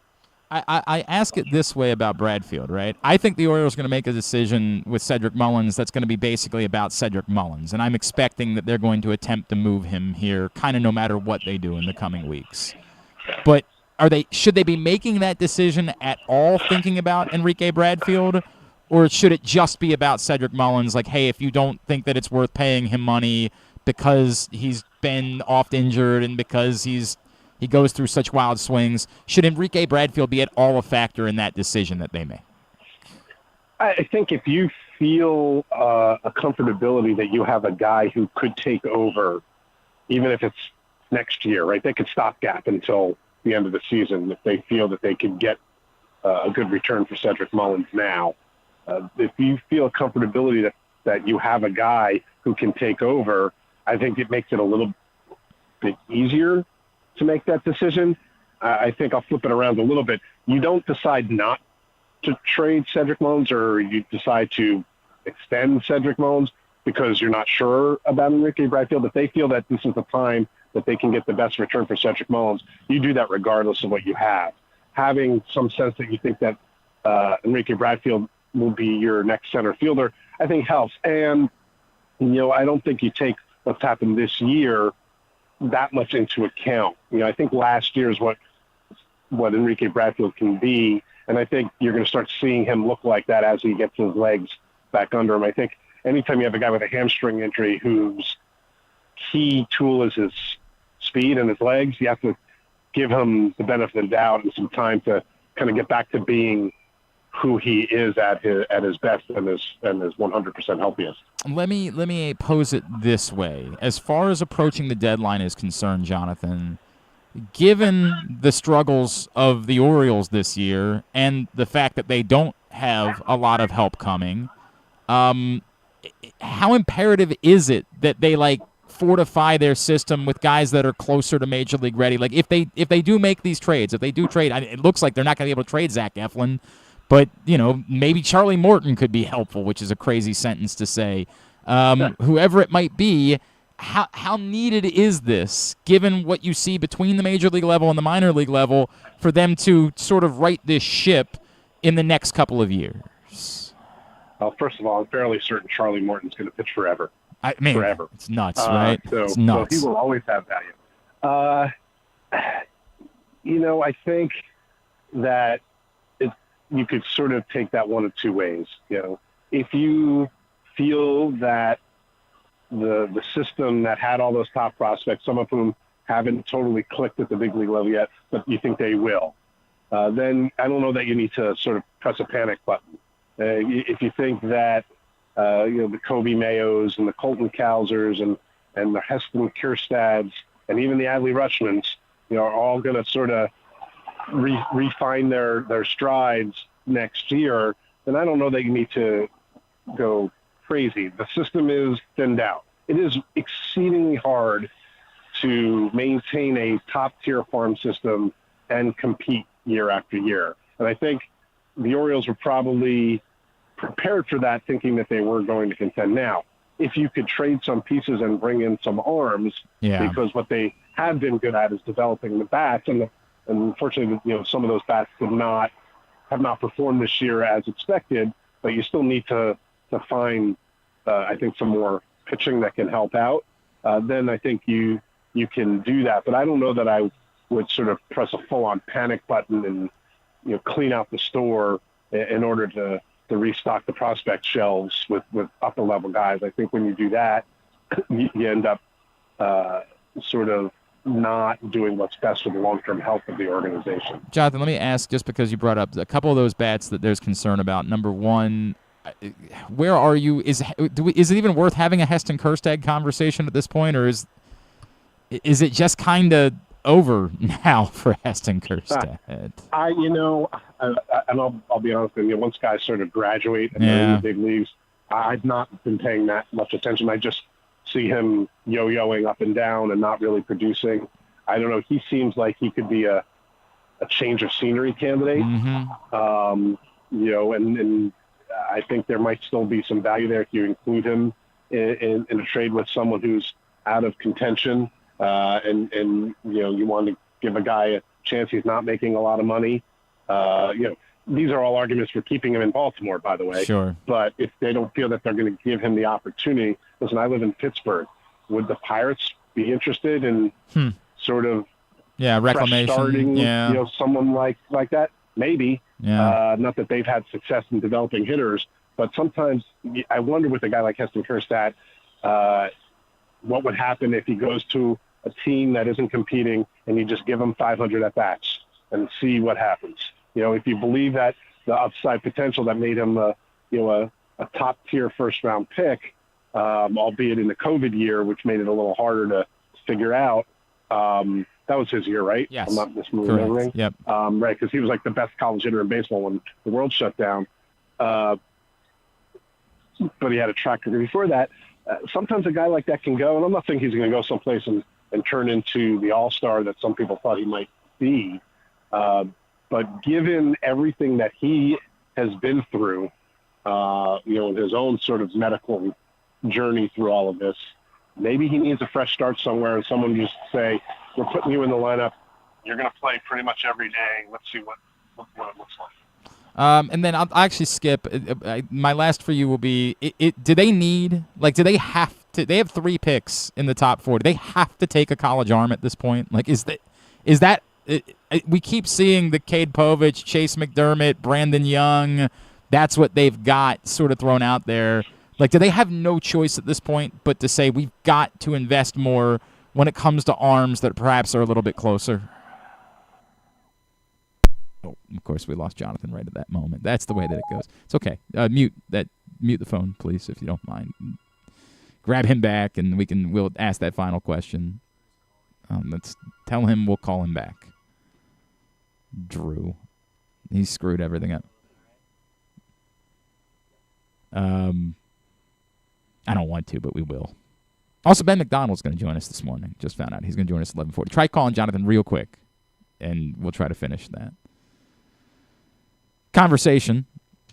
Today's show brought to you by your local Toyota dealer, buyatoyota.com. They are proud supporters of County Sports Zone, countysports.zone. Everything you need to know related to high school sports. All summer long, they'll have updates for you related to coaching changes and news, and then they'll start getting you ready for football season in the fall. Countysports.zone, proudly sponsored by your local Toyota dealer, and buyatoyota.com. Check it out all summer. Just tell them one question. We'll finish it up that way. Best laid plans of mice and men. That's the way that it goes. Just real quick, we'll wrap up with Jonathan Mayo. Jonathan, I was asking, did they need to finally change their habit and take a college pitcher early in this draft? And I gave you such an eloquent answer to this question And that I just nobody didn't heard. So I will say this. I think only if it makes sense. Picking early and then first round, even comp round. I think you try to take the best player available. Especially in that sort of sandwich round area when they're picking with those extra picks, there should be an opportunity for some interesting college arms. So it might match up. I think you're drafting for need at the top.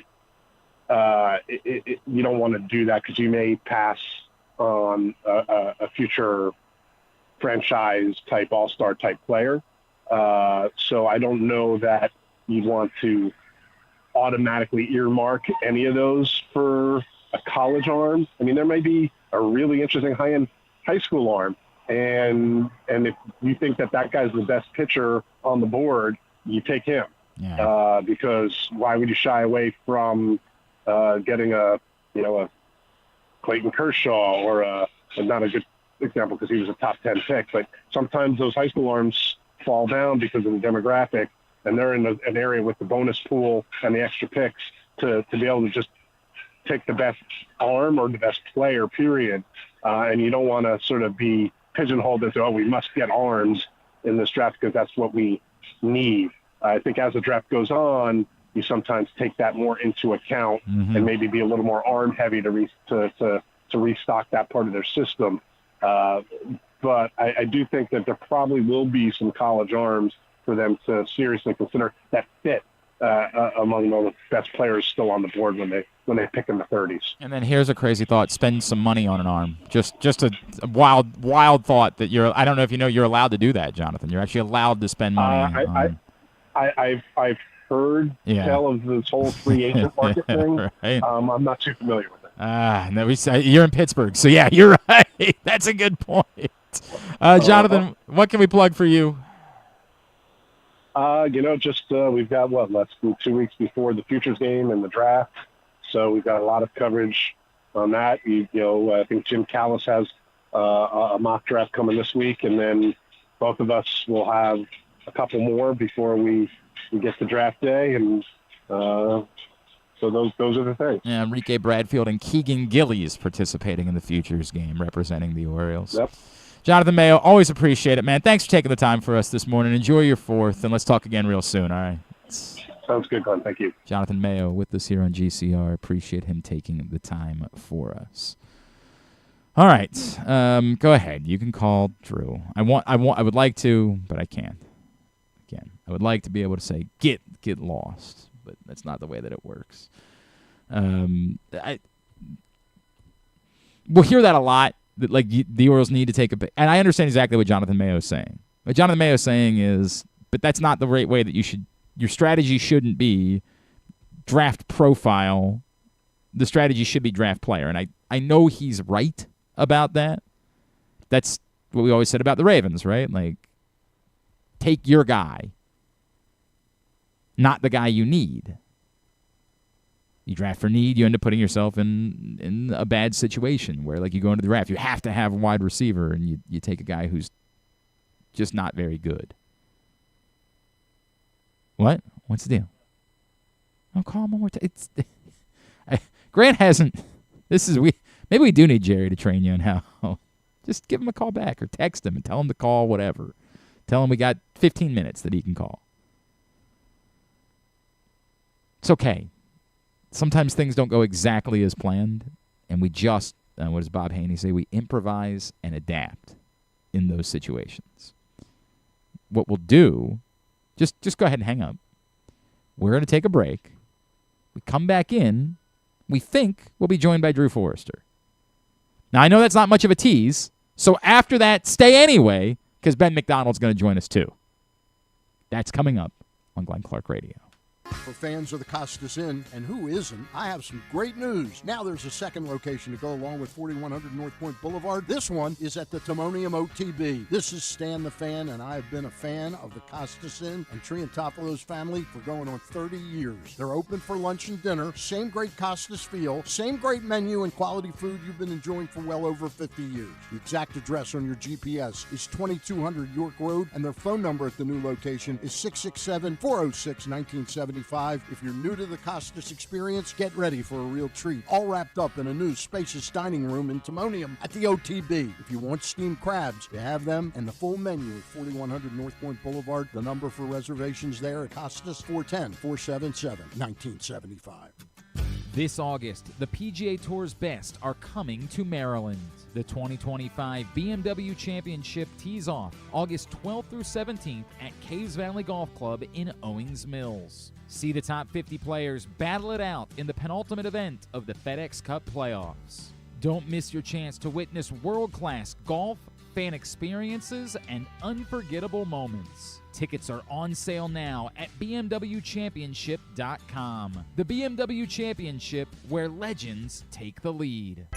Summer just got a whole lot merrier at Live Casino. Win your share of $30,000 during Christmas in July. Earn entries starting July 1st. Dash in on Saturday, July 26th to be one of 50 winners to unwrap top-of-the-line electronics, home appliances, free play, and other great gifts. Go all in on good cheer at Live Casino. At Erndale Mills. Must be 21. Please play responsibly. For help, visit mdgamblinghelp.org or call 1-800-GAMBLER.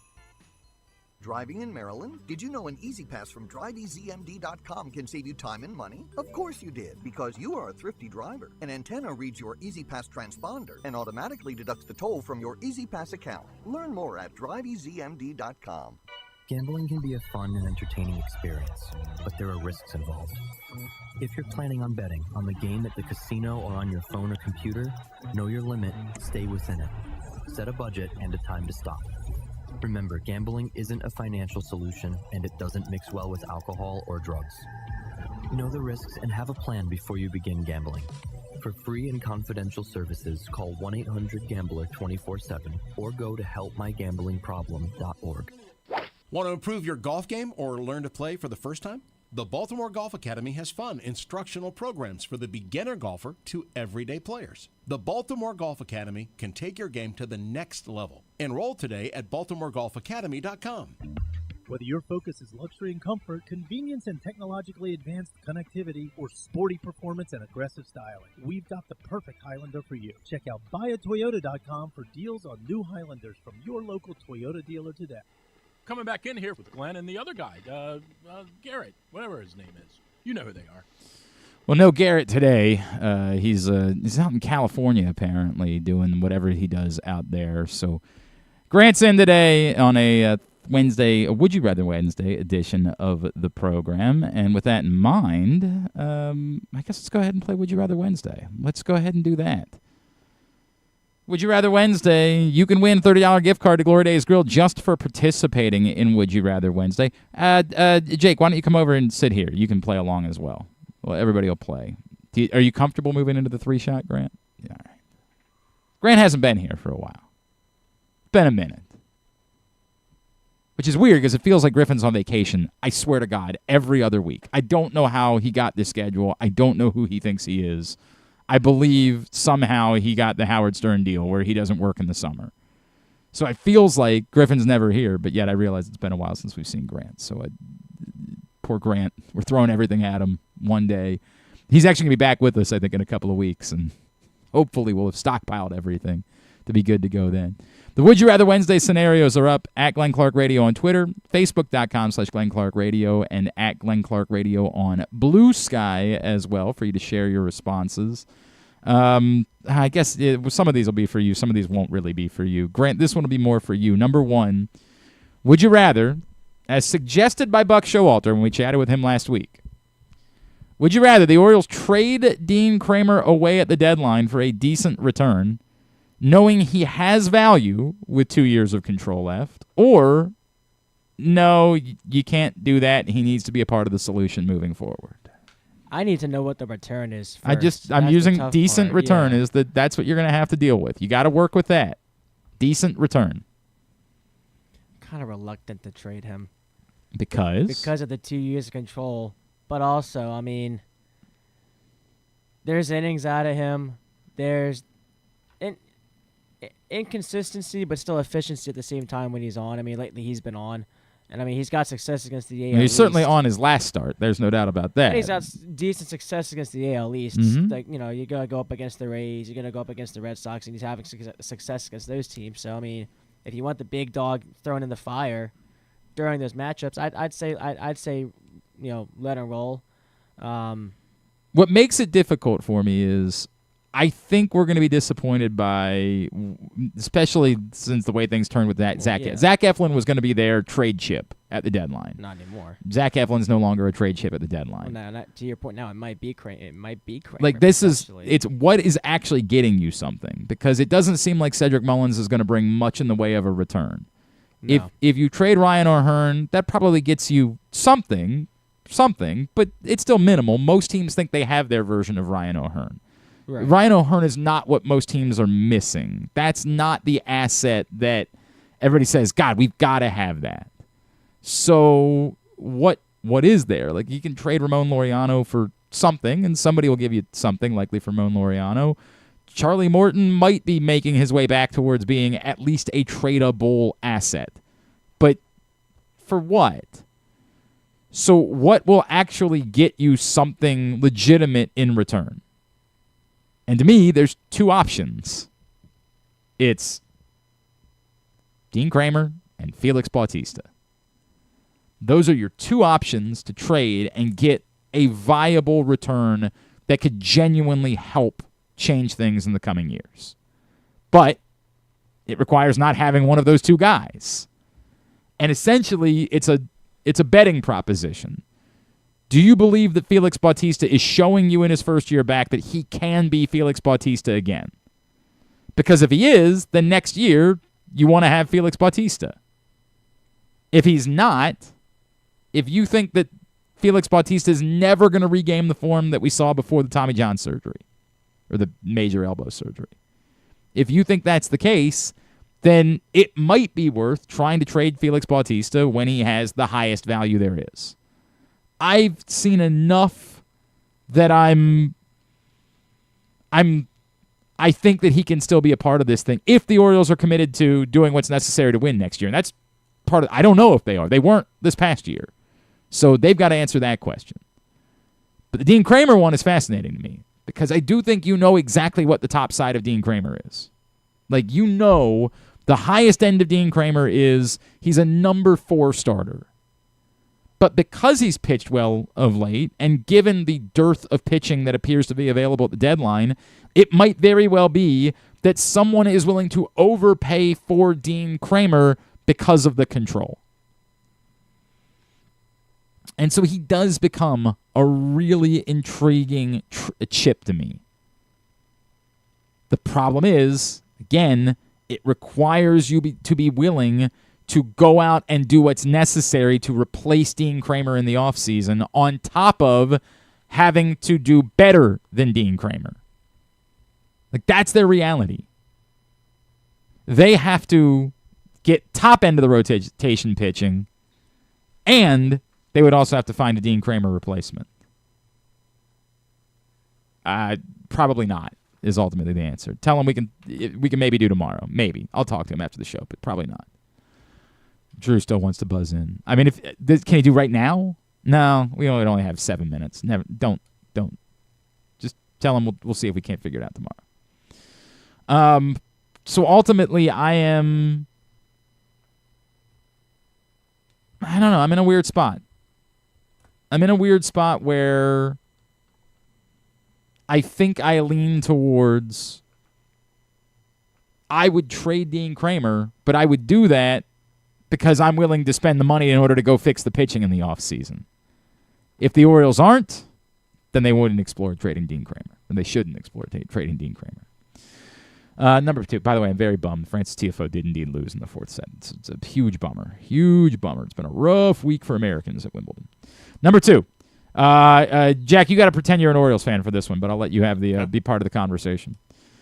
Baseball Genie offers you a deal. The Orioles will have a turnaround similar to the Tigers last year. Remember, the Tigers going 31-13 down the stretch. They will have a similar turnaround if you match Joey Chestnut's record and consume 76 hot dogs between now and Monday. Oh, yeah, I'd do it. Do it. Between now and Monday? That's 76 hot dogs. It's like 20 a day. It's not quite that, but again, this is not good for Stevenson University. This is not a good sign whenever we do these things. Sorry, it's not 20 a day. If we separate Friday, Thursday, Wednesday. Friday, Saturday, Sunday, Monday. 76 hot dogs in 4 days. Yeah, that math ends up being more like 15 a day.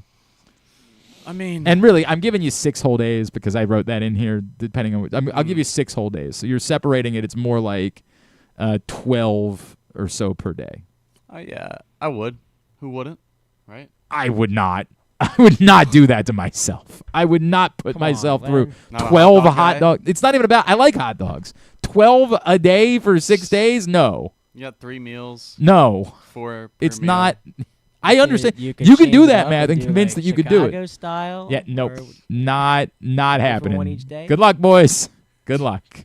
You're on your own. So we're bigger Orioles fans than apparently boy. you guys just love the team a little bit. When I was your And age, hot when dogs. I was your age, I absolutely would have done that. 100%. I mean, I did these types of competitions all the time.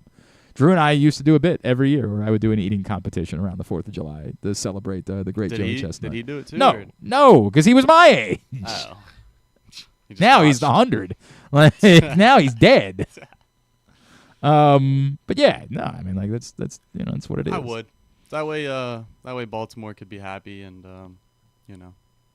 I might gain a little weight. Look at you. Look at you, team player. Look at you. Not even an Orioles fan. And Jackson Holiday scores it. It's your guy. Scores He's a Braves fan.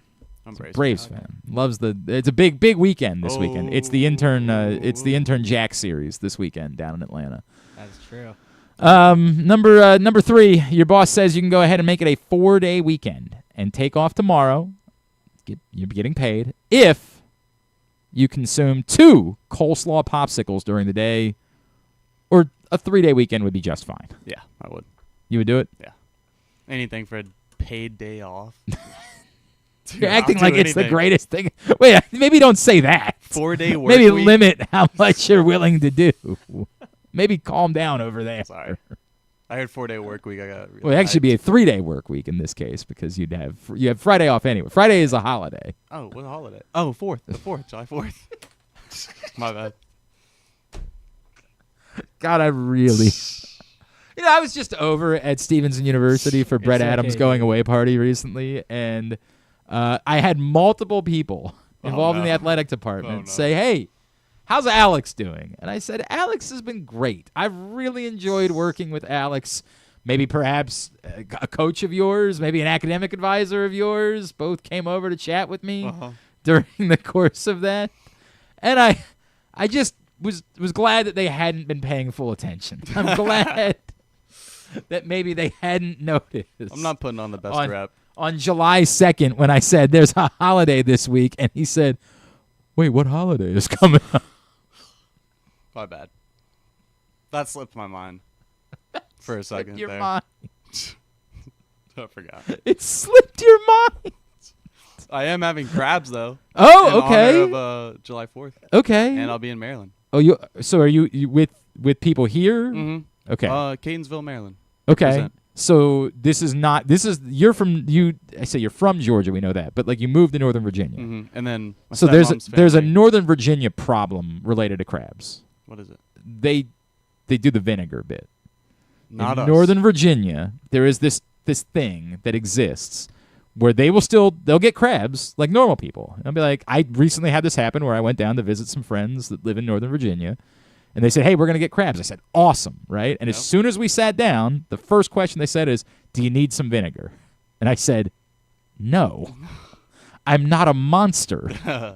No. And everyone else that was sitting on the deck had a thing of vinegar. They also don't season the crabs the way that we season them here. They are Old Bay? It's their little secret. When it's crabs, it's actually like J.O. Spice. It's not really Old Bay that we use we use Old Bay for everything else. But crabs. But when we actually like steam the crabs, we typically use J.O. Spice for that.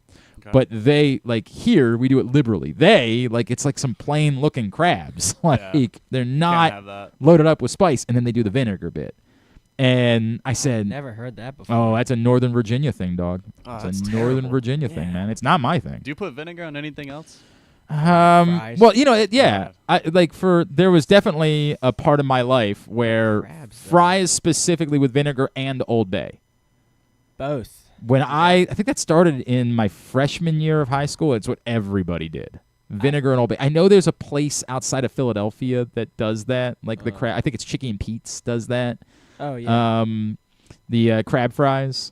But yes, Yeah, that's what they're known for. vinegar with fries and Old Bay is I'm good with that. I don't have a beef with vinegar. It was actually funny when I had the what did I have? I had a gallstone, I think, or no, a kidney stone. And they said, it could help is if you do shots of apple cider vinegar. And I was like, well, that sounds terrible. And then I did it, and I was like, it's not so bad. Like, So it there's grew on worse. you? Yeah, there's worse things in the world. But yeah, vinegar with crabs is that's a no, dog. That's an absolute. that It's the doesn't sound same. like it works. You might as well ask me if I want butter. Like, no. I just want to eat a crab like a human being. Like, what are we doing here? Like, grow up. Read a book. Grow up. That's the way that I feel about it. But So I'm anti-Northern Virginia in that sense. I appreciate I do not that. agree with vinegar. Thank you. Yeah, neither do I. Thank you. On Are you seafood? Are you a regular consumer of crabs? Of crabs? When did you move? So it would have been, I feel like I was 14 or 15 because it would have been high school. Okay. Oh, wait, no. Would have been middle school. Middle school. So it would have been. Wait a second. If you were 15, you probably weren't in middle school, but this is concerning. Sorry, I forget a lot. Oh, God. So elementary school to middle school is when I moved. So 5th to 6th grade. So that definitely wasn't when you were 15. Maybe like 13 or 12. Oh, no. Sorry. Hey, if you're looking for a fine representative of Stevenson University, that's Grant DeVivo right over there. Pointing at me? Yeah, there we go. He's definitely not pointing at me. Man. Oh. I was pointing at you. Alex. These are tough times, dog. bad. This is a tough My bad. I said, when did you move? He said, I think it was like 14, 15. I was going into middle school. I'm sorry.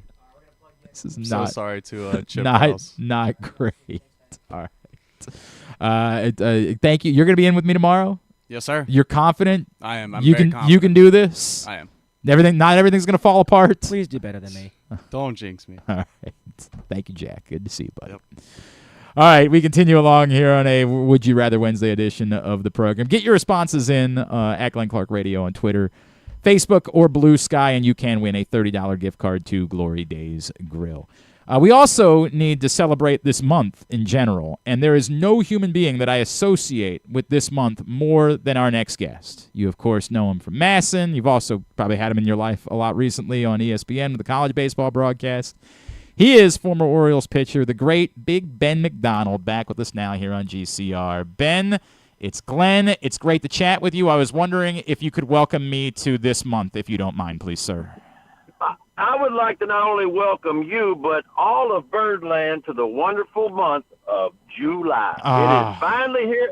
Listen, I didn't know there was any other way to say it until somebody started saying, you say Joo-lye really different. I said, is there another way to say it? And apparently there is, but I only know one way. Man, it's so funny you said that because I legitimately wanted to talk to you about that. Like, I reached out. I said, I know this is going to sound crazy, but it's become such a part of our summer, and people enjoy it so much. But this really is. This isn't something that was. This is how people say July in Louisiana, correct? That's right. That's how I've always said it. Like I said, I didn't know there was another way to say it until people started kind of making fun of me a little bit. I was like, is there any other way to say it? No. You know, but it's the heart of summer, and it's warm, it's hot, it's baseball season, but that's the way it's supposed to be during July for sure. I promise you we are not making fun. We love it. We absolutely love it, Ben. It is our favorite thing when we know that you're going to welcome us to July. Did you think at all? So I will present it this way, Ben. I, growing up, never had a pronounced Baltimore accent. I'm sure you know plenty of people in this town that have a pronounced Baltimore accent. I do not. But I took a radio job in Arizona, and when I showed up, like the second day, the program director pulled me aside and said, hey, we need to talk about your accent. And I was like, what? Like, what are you talking about? I don't have a Baltimore accent. You go to Baltimore. You'll hear people with an accent. But I don't pronounce the T. And then did you ever think about, like, as you got into broadcasting, changing anything? Or you're like, no, I'm Ben McDonald. Everybody knows I'm from Baton Rouge. This is what I sound like. This is what I'm going to say. Look, I can only be me, you know, and through 22 years of broadcasting, I've had some people that have told me, and I don't want to mention who that is and with what groups there were, that maybe you need to change the way you talk a little bit. And I said, listen, I am who I am, and I've always been who I am. I don't know anybody else other than me, you know. And I said, listen, I'm gonna do this my way, you know. And I want to have fun. I want to cut up. I want to have a good time. I want to entertain people. I want to talk baseball. I want to spread the wonderful game of baseball around the country when I do these kind of things. And so, no, I've never tried to change who I am. You know, it's where I'm from. It's where I live, and I'm proud of where I'm from. You know, and I'm proud of the heritage and being from down south down here and what I grew up doing. And, man, but if I tell you this, ever since I stepped foot in Baltimore when I was 21 years old, fresh out of college, the people of Baltimore have always taken to me for whatever reason. I felt like although I was a long way from home, I felt like I never really left home. I mean, I don't know what it was, but people just gravitated, and I gravitated towards them, man. And it's my second home. I always tell people I got there, you know, 2 weeks or 10 days after I signed my contract out of college, and I've been in Baltimore pretty much ever since, you know, and it's where I became a man in a lot of ways and grew up, you know. So Baltimore will always be my second home, man. I love the folks there. I love everybody in the Baltimore area, so it's home for me, man. Man, I love everything about that, and I think you and I need to go into business together because are you on Cameo already? On what? Are you on Cameo? Are you on there? No. Okay. No, I'm not on there yet. All right, we're going to start I'm having trouble navigating Twitter and X and Instagram. That's the kind of two things I navigate right now. This is fine. I'm going to get my son to show me how to do it. Ben, I'm telling you, you and I can go into business together. I'll help manage all of this because there are too many people in this city that would be willing to pay money to have you greet them and wish them a happy July. Like, I'm telling you that you would clean up in the final week of June and the first couple weeks of this month every year if you just sent personalized greetings wishing them a happy July. So you and I we'll talk about it. Yeah, you can be my agent. How about that? Maybe you can set some things up. That'd be wonderful. Since I don't have one of those, I don't have an agent, so maybe you could be my agent. That'd be great. I love everything about it. Ben McDonald is with us here on GCR. Ben, I do want to make sure I pass this note along. All-Star voting, this round closes in about 16 minutes. So you need to get right now to MLB.com and vote for the Orioles All-Stars. Can you put into words what Ryan O'Hearn has meant to this team? And he's talked so openly about what it would mean to him, everything he's been through in his career to be an All-Star. Like, what would it mean to you to see Ryan O'Hearn in particular? Not take anything away from Jackson Holliday or Ramon Laureano or other guys who might be worthy, but particularly Ryan O'Hearn, given his story, what would it mean for him to be an All-Star? Yeah, I mean, look, Ryan was a guy, as we all know, that, you know, the Royals basically just kind of gave up on, you know, and never really got an everyday shot over there and came to Baltimore, changed some things up, man. And I'm so happy for him. I mean, First of all, off the field, he's been a leader in that clubhouse. You guys know that. I mean, he has really stepped up the last couple of years and kind of been the leader in that clubhouse in a lot of different ways. A veteran guy that's been around. Look, he's been through everything, man. And for him to have an opportunity, first of all, I'm so proud of the year that he's having again. I felt like he was really close to making it last year, right? I mean, he was right there in the hunt, didn't make it. I mean, he has positioned himself and should be an all-star this year. But I think it would mean the world for him, especially because of his career and where he's come from and the ups and the downs. And that's the game of baseball, man. It's a lot of peaks and valleys in this game. It's a really tough game. It really is. And to see Ryan going out and do what he's doing this year, I'm so happy for him and the year that he's having. He's kind of been the glue that's really held this thing together this year through some really tough times, obviously, with all the injuries and everything the Orioles have had. So I'm happy. It looks like he's going to be there. I'm encouraging everybody to go vote for him. He deserves to be an all-star. He's put the numbers up. His leadership on and off the field has been tremendous for the Orioles, and so he's positioned himself perfectly, and I'm so happy for him. And then how impressed have you been with Jackson Holliday and someone who, maybe hadn't faced as much adversity in his life up until last year, and it really did. It smacked him in the face, right? He had always succeeded and thrived everywhere he had been, and it had to be a humbling experience. How proud have you been of how he's turned that around and has turned into the guy that we all kind of thought he was going to be?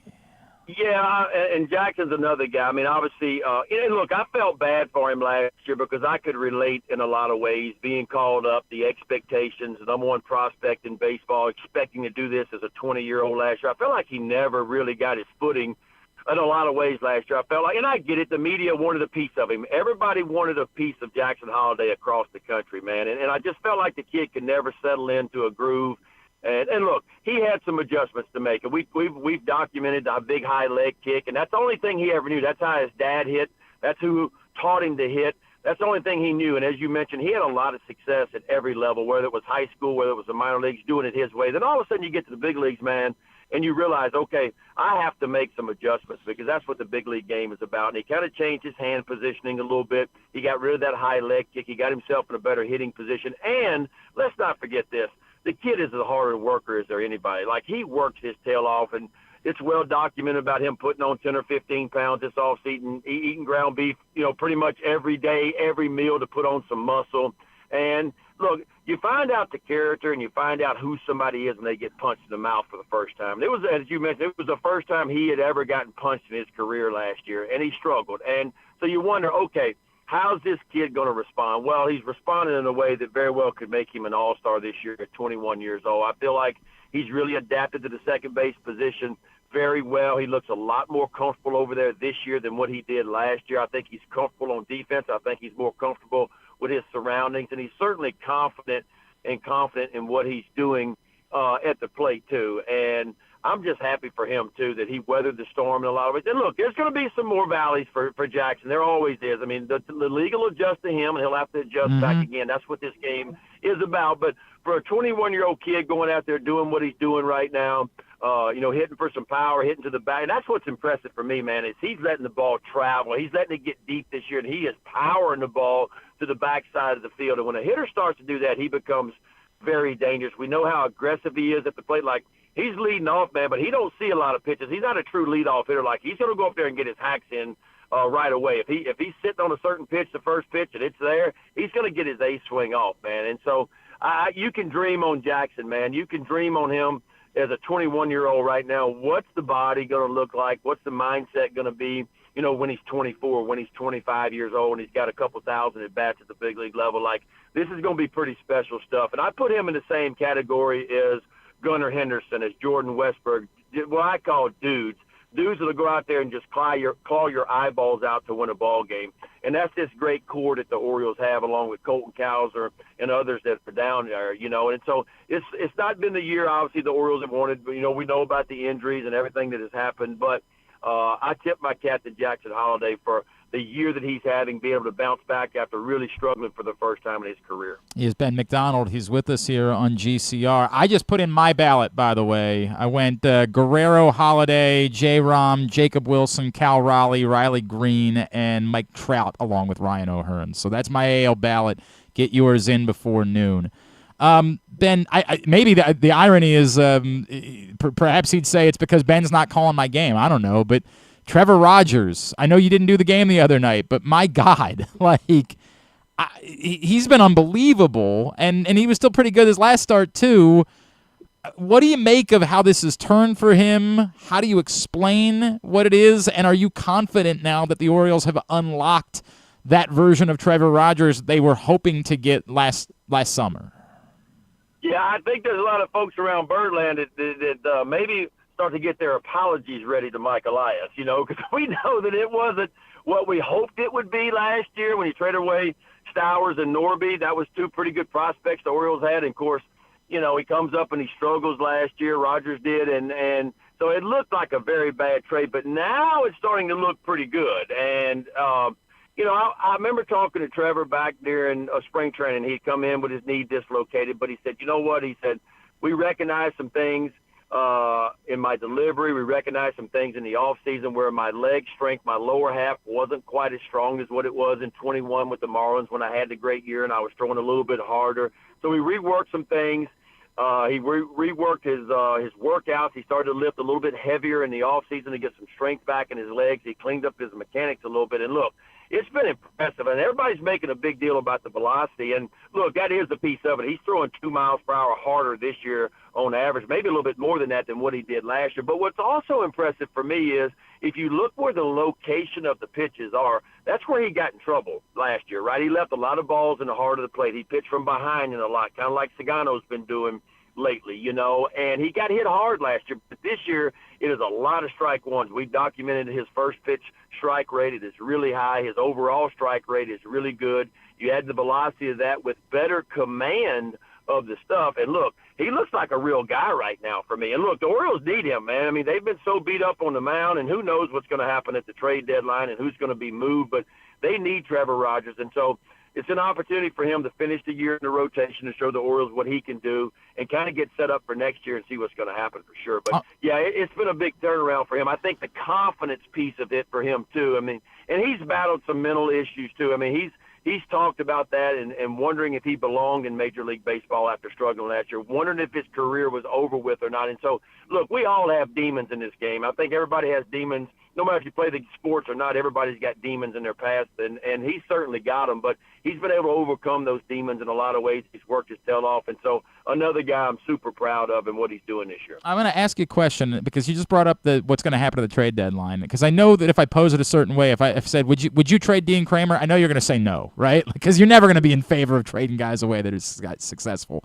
But I want to pose it a different way because I was talking to Buck Showalter about it last week, and he said, look, I think Dean Kremer might sneaky be a guy that if the Orioles were willing to move, they could really get a lot back for because he has another couple of years of control and because we've seen that he's capable of having success.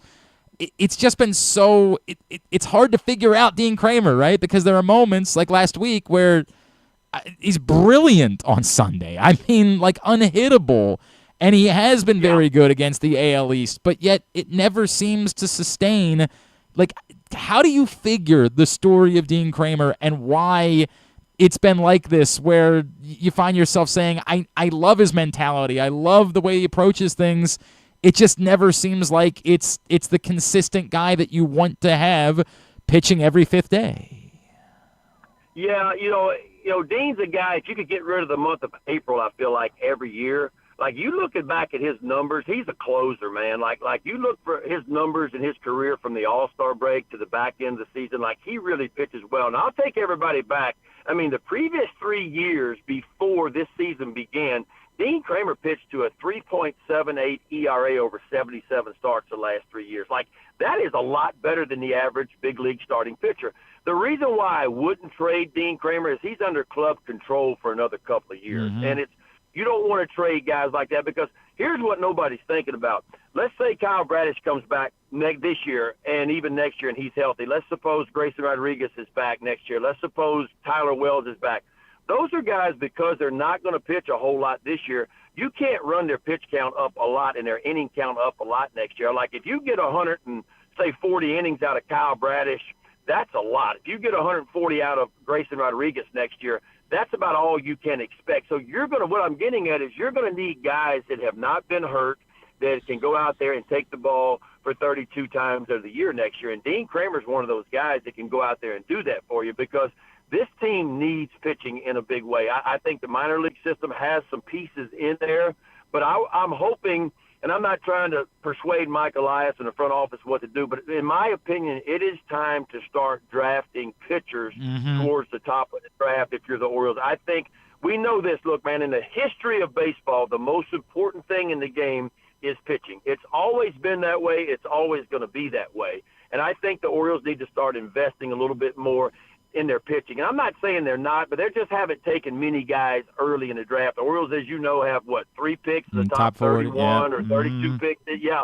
So in my opinion, it is time to start. And look, I know the numbers, and they have told me, and I've seen the numbers, that position players outperform pitchers at the top of the draft in the history of the draft. I get that piece of it. I understand that. But to me, this whole draft thing is a risk anyway. And I think it's time for the Orioles to start taking some pitchers a little bit earlier in the draft, investing in some college pitchers that can really help you in the next year or two, because they've been fast climbers in the big leagues through the college game lately. And so I would keep Dean Kremer. There's no doubt in my mind. I don't know if Eflin gets moved. I don't know if Sagano gets moved, but the Orioles are going to need starting pitching, and they're going to need it in a big way next year, because some of the guys they're counting on are just not going to be able to give you 30 or 32 starts because they've missed so much time the last year or two. So I completely understand everything that you're saying. And by the way, it was interesting hearing you guys talk about on the broadcast Gage Wood the other day, who we all know saw through the no-hitter for Arkansas in the College World Series. But it's a tough thing. I absolutely think they should be taking a college arm fairly early in the draft. Like, it seems like you need to be doing that. I don't think you should force it, but it's just not there. Like, you need. It seems like, to your point, there needs to be a priority on those types of arms. Yeah, no, I agree. And look, history has shown us the last 2 or 3 years. I mean, you can look throughout the draft, the guys that were taken early. You're starting to see those guys bounce in the big leagues pretty quick, through the college game. And I always talk about this. We have the numbers in front of us at the college game, and 54% of players that were on big league rosters when the season began back in March this year, 54% came from the college game.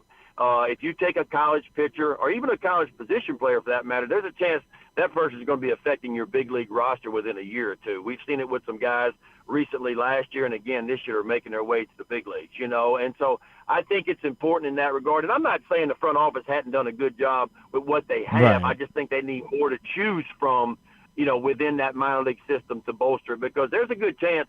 I know the minor league system has fallen off a little bit, mainly because a lot of those guys have graduated to the big leagues. But a chance for the Orioles to kind of restock that minor league program with having so many draft picks, coming up in the draft just a few weeks away. And so I'm excited about that. I'm also excited if there is a trade. We're going to have, Orioles are going to end up being sellers at the trade deadline. I think it's a way that I wouldn't call it a rebuild if it happens. It's going to be more of a reboot.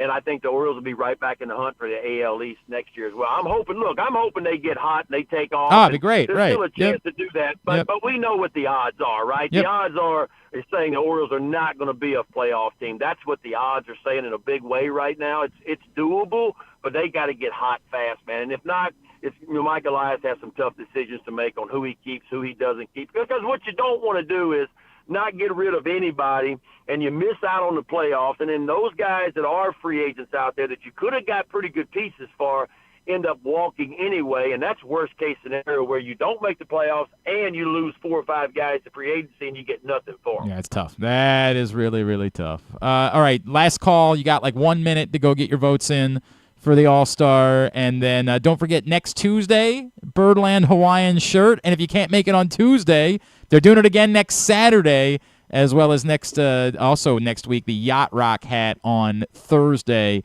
You can check that out as the Orioles get back home next week.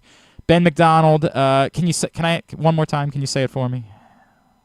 Welcome to the wonderful month of Joo-lye. Love you, brother. Always appreciate you. Thank you for taking the time for us, and continued happiness. I'm assuming most of Baton Rouge is still drunk from the last couple of weeks, so hope everybody's having fun.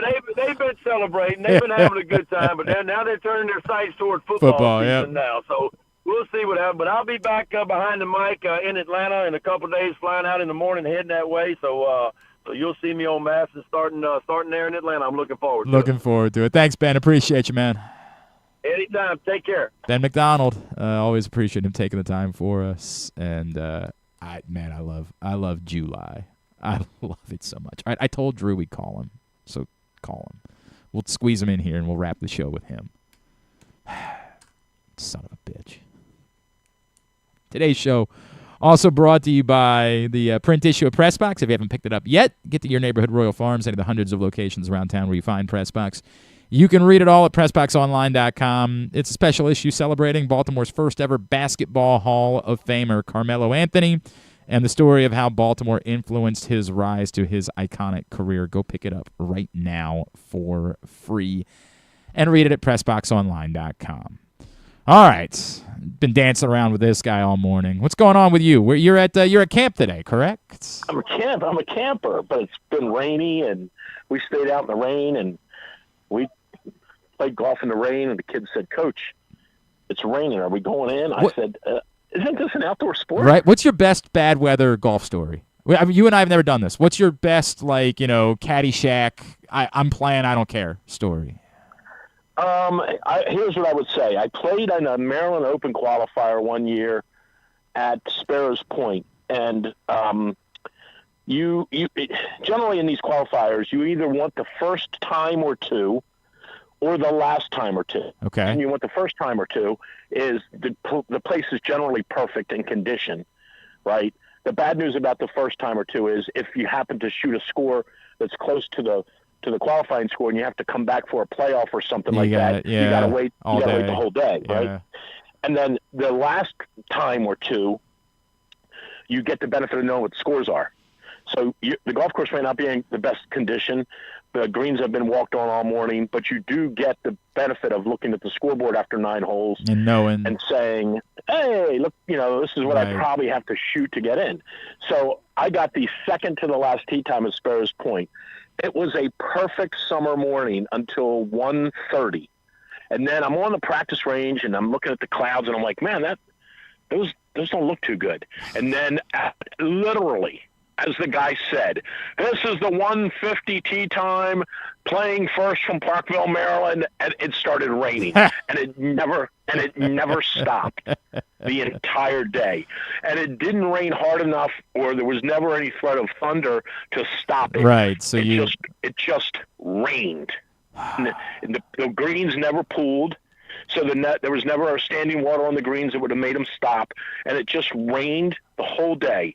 And for the first 5 holes, I've always been kind of like a little bit of a mutter, like, "Hey, I'll play in this, man. This is fun. I don't care."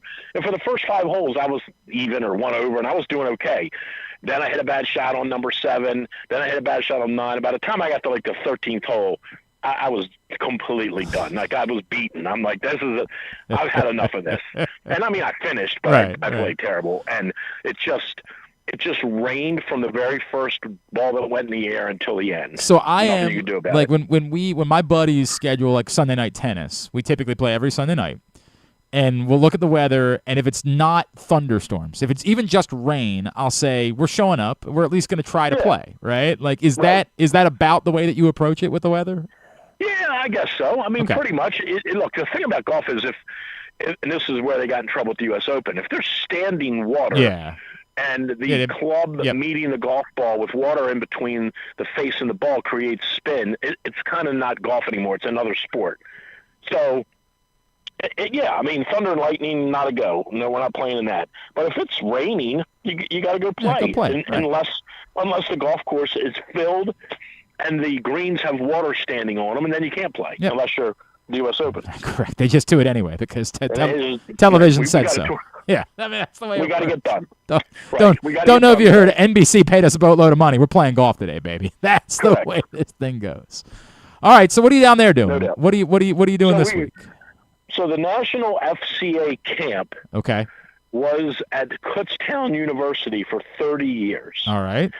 And it went from 30 years ago they had 100 kids to last year they had 600 kids, and so the national camp was at Kutztown, which is about 2.5 hours north of Baltimore, pretty much in suburban Reading, if that's a term, and great facility there, awesome place. But as the years went on and it went from 100 to 200 to 300 to 400 to 600, it became fairly apparent the place just couldn't hold the camp anymore. So the camp moved to Liberty University. That's a down nice in big, that's a Lynchburg. pretty big place, yeah. And it is unbelievable. We doubled it, so there's 1,100 kids here. We have what do we start off with? I guess we started with 15. We picked up one. We have 16 golfers. Soccer, somebody volleyball. Somebody quit their sport in the middle of the week and decided they were a golfer. They were like, Yeah, they came over. Maybe soccer's they not came for me. over from track, right? They came over from track. Yeah. But it's a fairly. I mean, every kid on the team is fairly good. So there's never been some years when we've had beginners, which is fine, but this group of kids is fairly competent. So Liberty is an amazing campus. Obviously, it's one of the top religious studies colleges in the country.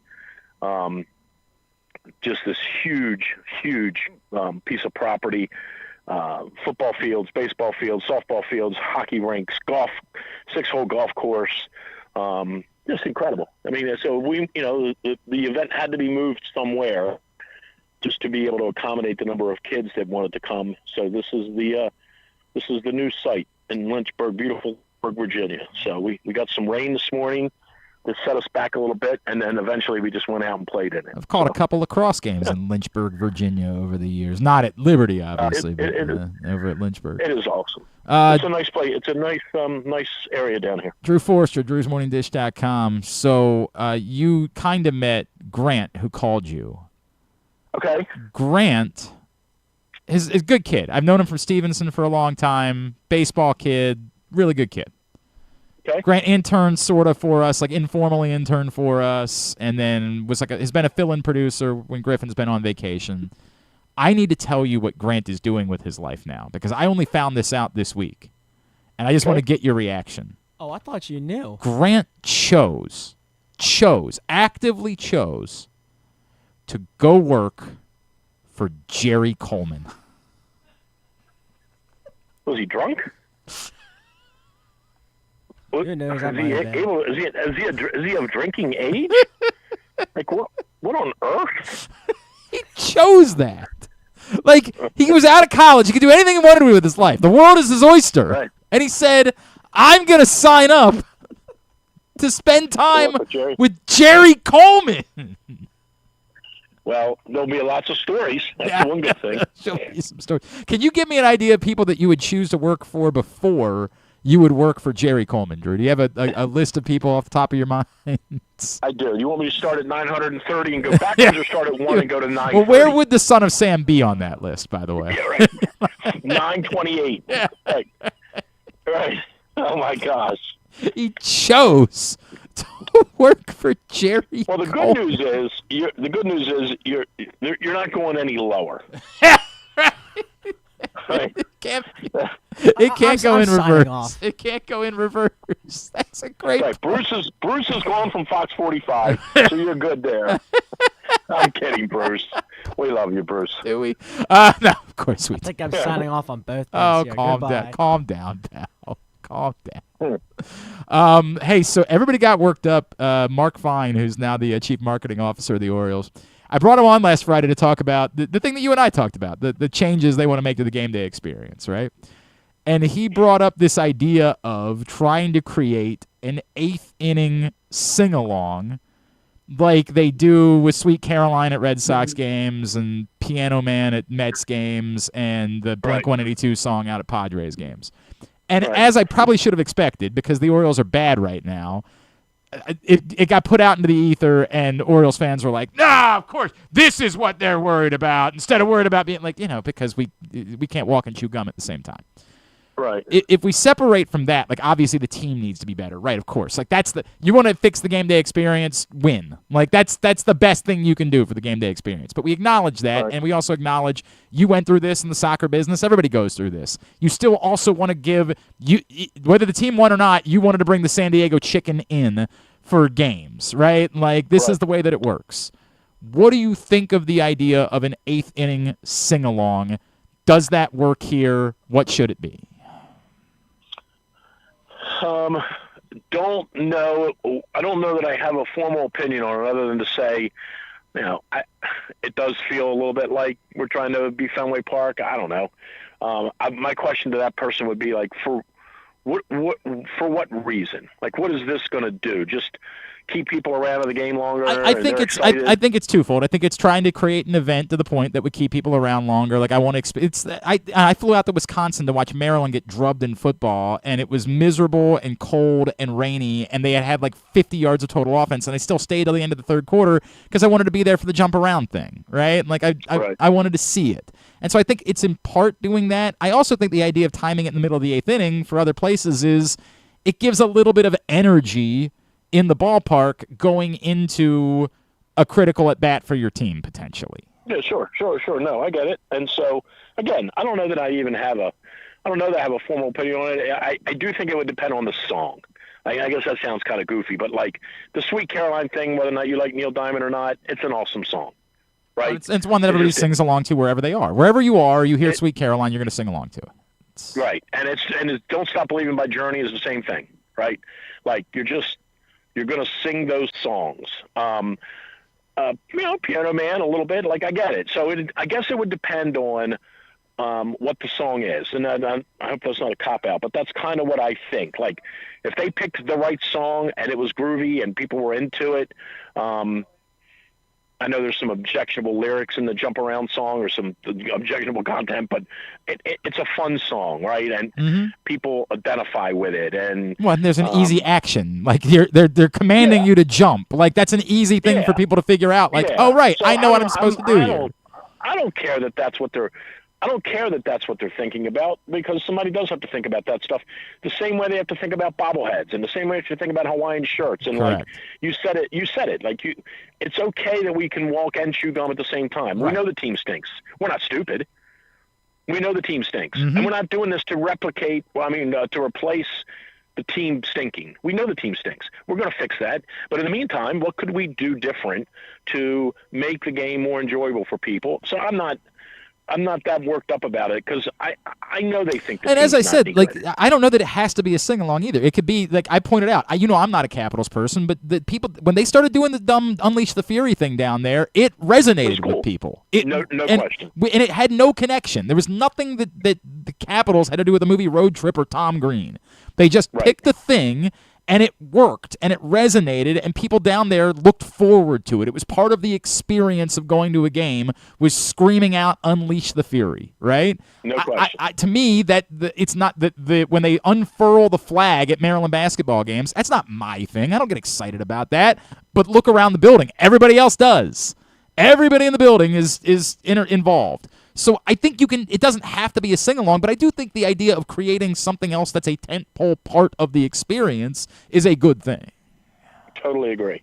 I can't agree. I can't believe we're agreeing. I know. We should probably call it. No, I want them to fix the team, but I also know that they know the team's no good. They're not naive. Right. Well, and it's also not fix the team. It's not their job. It's not the chief marketing officer's job to sign the baseball player. Right. No, I think it's fine. But I will agree though. Like it needs to be the right song. Yeah, I agree. And if they try something and it doesn't work, scrap it. Like if you say, "Hey, we tried it and nobody felt it," then get rid of it. Don't just try to force it. Try something else. I won't do all of Would You Rather Wednesday because I know you got to go. Would you? Let's just say you can get a reasonable return for Dean Kremer because he's got 2 years of control and there's not a lot of pitching available at the deadline. Would you trade him or would you hold on to him because you still need pitching? I'm going to fence it and just say you got to give me 30 games. You got to give me another 30. You got to give me till the deadline. But because I still think, as crazy as it sounds, if they win 12 out of the next 16, they're kind of right back in it. It does sound crazy. But I would say, in general, I would move him if I was getting something good. If I'm fleecing someone, I'm not giving him away. But if I'm fleecing someone for Dean Kremer, yes. I'm giving you a reason. Yes. I'm giving you a decent return, not fleecing. Decent return. A fair return for Dean Kremer is what you're getting. And who is that? Not name. You don't know either. Position? I don't. Because I don't know that we need a lot of help in a lot of areas. Like, oh no, you're just swimming in.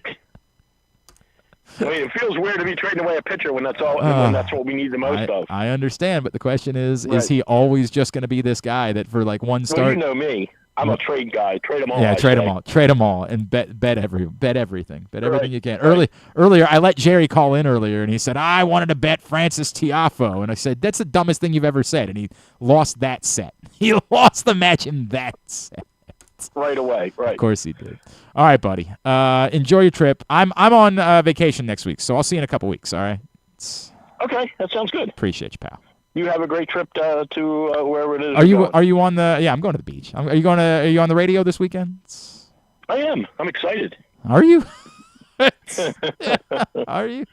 I'm excited. What time? 4 to 6? Is that when you're on? 4 to 6. 4 to 6. 4 to 6. Yep. Sunday on 105.7 The Fan. All right. Love you, buddy. Appreciate All right. you. It's Drew Forrester, Drew'sMorningDish.com. Fairways and Greens. Sunday at 4 over on 105.7 The Fan. It's been a weird day. Been a really weird day. We've been kind of all over the place. It's been a really strange day. Today's show brought to you by Live Casino and Hotel, the best place to watch all the big events. Soccer matches tonight. We are getting into that point of the year where it's just big-time soccer. You've got the Gold Cup final coming up this weekend. The Women's Euros getting underway today. And then after that, the Club World Cup finals, just big-time soccer matches, amazing atmosphere inside Sports and Social, the 100-foot media wall, great food, just steps away from the FanDuel Sportsbook, Live Casino and Hotel. Check it all out there. Grant, you got a tidbit? I do. So yesterday was not just Bobby Bonilla Day. It was Chris Davis Day, It was of Chris course. Davis Day. So I got a little bit of Crush trivia for you. Obviously, we know yesterday he picked up another $9.16 So that was million. it was weird because I guess he got like multiple payments yesterday. That's why that number was $9 million because I think the way it was written was supposed to be like $3 million or something like that. That's what I read a while back too. But I mean, we know 295 career home runs is hard to do, as is 53 in a year. Still stands the all-time record. I think it's also hard to be a position player and pitch at the same time. He did pitch in Boston. We do remember that. So I want to ask you, who were the two batters he struck out that day? Two Boston batters in 2012. One was a perennial All-Star, probably has Hall of Fame. This is Hall of all Fame. right. It's calm down.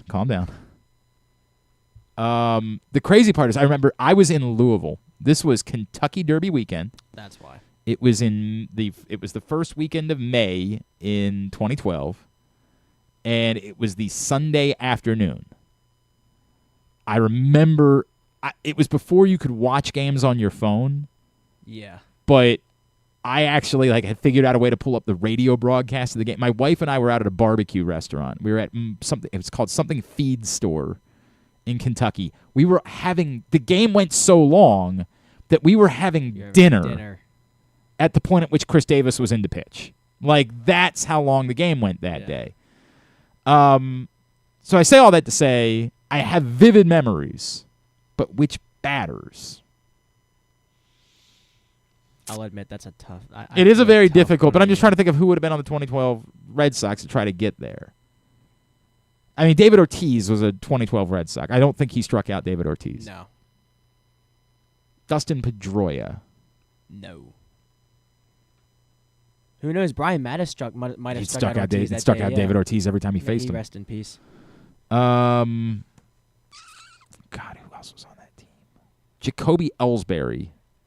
Good guess, but no. You got the batting hand right. They were both lefties. It requires me to remember who was a lefty. Yeah. I know David Ortiz was. Yeah, good point. God, who else was a lefty?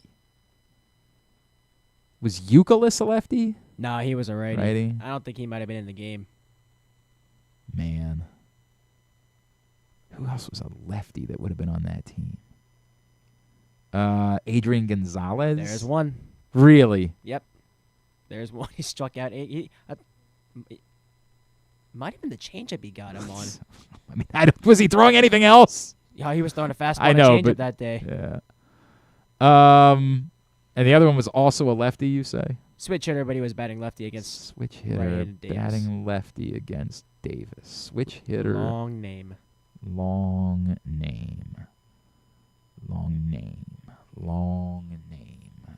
It's not helping. Give me a position. Catcher. Catcher with a long name. So it wasn't Veritek. It was Doug Mirabelli. No. Veritek had actually retired the year before, so very close. You got anything else that can help me get there? I mean, that can help you. Do you want initials? Maybe. I mean, JS. Oh, Saltalamacchia. Yep. Jared Saltalamacchia. I almost forgot he was a Red Sox, to be honest with you. Won a World Series with them. I mean, yeah, but a lot of guys did. They won a lot of World Series. He was the one that whiffed on the changeup. That's 88 was out a of good day. nowhere at a sidearm. I'm like, that was a good day. That was a fun day. All right, very good. Why don't we get tubular? Okay, everybody, it's going to be quick today. What was the main focus today, Coach?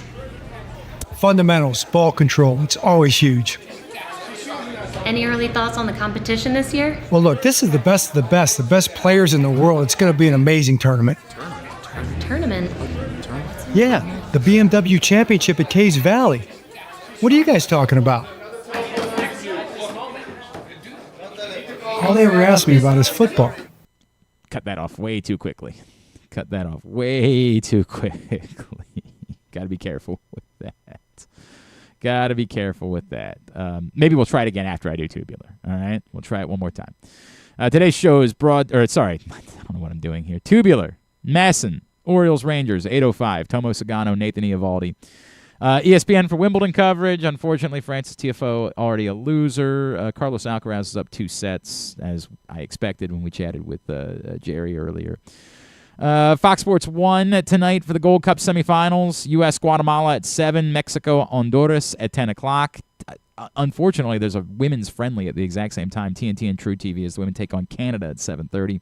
Women's Euro underway on Fox. Iceland, Finland right now. Switzerland, Norway coming up at 3 o'clock. I, of course, am a Germany and Wales fan. Always have been. Everybody knows that about me. Baseball, MASN 2 for Tigers Nationals, 6:45. ESPN, Guardians, Cubs at 8:05. MLB Network, Padres, Phillies at 1:05. White Sox, Dodgers late. MLB TV, the free game, Cardinals, Pirates, 12:35. TBS for AW Dynamite at 8. There is really nothing non-sports-wise, and I don't know. Griffin kept putting over Heads of State. That's with Idris Elba and John Cena. That's apparently now on Prime Video. That feels like a Mad Lib. It just doesn't. That feels like the type of fake movie that they would have made on 30 Rock. I can't do this season. I'm shooting a movie with Idris Elba and John Cena. Something that Jenna would have said on 30 Rock is what it sounds like. You can find that all at glennclarkradio.com. And, of course, Totally Tubular was brought to you by the BMW Championship. Can we give that one more try, Grant? Okay, everybody, it's going to be quick today. What was the main focus today, Coach? Fundamentals, ball control. It's always huge. Any early thoughts on the competition this year? Well, look, this is the best of the best players in the world. It's going to be an amazing tournament. Tournament? Yeah, the BMW Championship at Caves Valley. What are you guys talking about? All they ever ask me about is football. There you go. That's what we're doing there. Appreciate it. Thanks today to thanks first of all to Ben McDonald, to Drew, to Jerry. Jerry. Good old Jerry. Thanks also. Love you, Jerry. Thanks also to Jonathan Mayo. We'll get all of it up in the greatest hits. Oh, you know what? Yeah, give that microphone to Jack real quick, please, if you don't mind. Yeah, thank you. We'll get all that up in the greatest hits section of the Galveston tab at glennclarkradio.com. Thank you, pal. Did we change that? Yeah, that one wasn't your best, but it's okay. You'll be better tomorrow. You'll be better tomorrow. I appreciate that. Maybe you'll remember what holiday is coming up this week. What grade a 15-year-old is in, any of those things might be good things for tomorrow. Speaking of tomorrow, what's coming up tomorrow? Sam Dykstra from MLB Network and MLB.com will join us tomorrow. We'll talk some Orioles with him. And Malik Ham of the Ravens, Baltimore's own, is going to join us tomorrow as he's going to be part of Show Your Soft Side Softy Homecoming coming up in a couple of weeks. So we'll talk about that, and hopefully this finally being the year for him to break through. And he's been dealing with injuries the last couple of years. It's been a bummer. So that's on the program tomorrow. Alex will be here. He says he's doing Fighting Words, so talk about the card from last week and all of that stuff. Grant, thank you for your hard work today. Thank you. Where are you on social? The huge 20G DeVivo on Instagram. Don't really use Twitter. And make sure you follow the Bmore Baseball Podcast. Got to plug that in for Jerry. Get your pimping in. Get your pimping in. And Grant's going to be back with us in a couple of weeks, and we'll look forward to seeing him then. Thanks, everybody at PressBox, all of our great sponsors and partners, including Game Day Men's Health, Maryland 5-Star, Live Casino and Hotel, the BMW Championship, Crown Trophy, Easy Pass, Baltimore's Classic 5 Golf Courses, HelpMyGamblingProblem.org, Costas Inn, Maryland Sports, your local Toyota dealer, buyatoyota.com. And if you missed Stan Ross and Shane Turner, the manager of the Hagerstown Flying Boxcars, you can find that right now, Facebook.com/PressBoxSports. It's always brought to you by the Costas Inn. Have a great Wednesday evening. Go Birds. Duke sucks.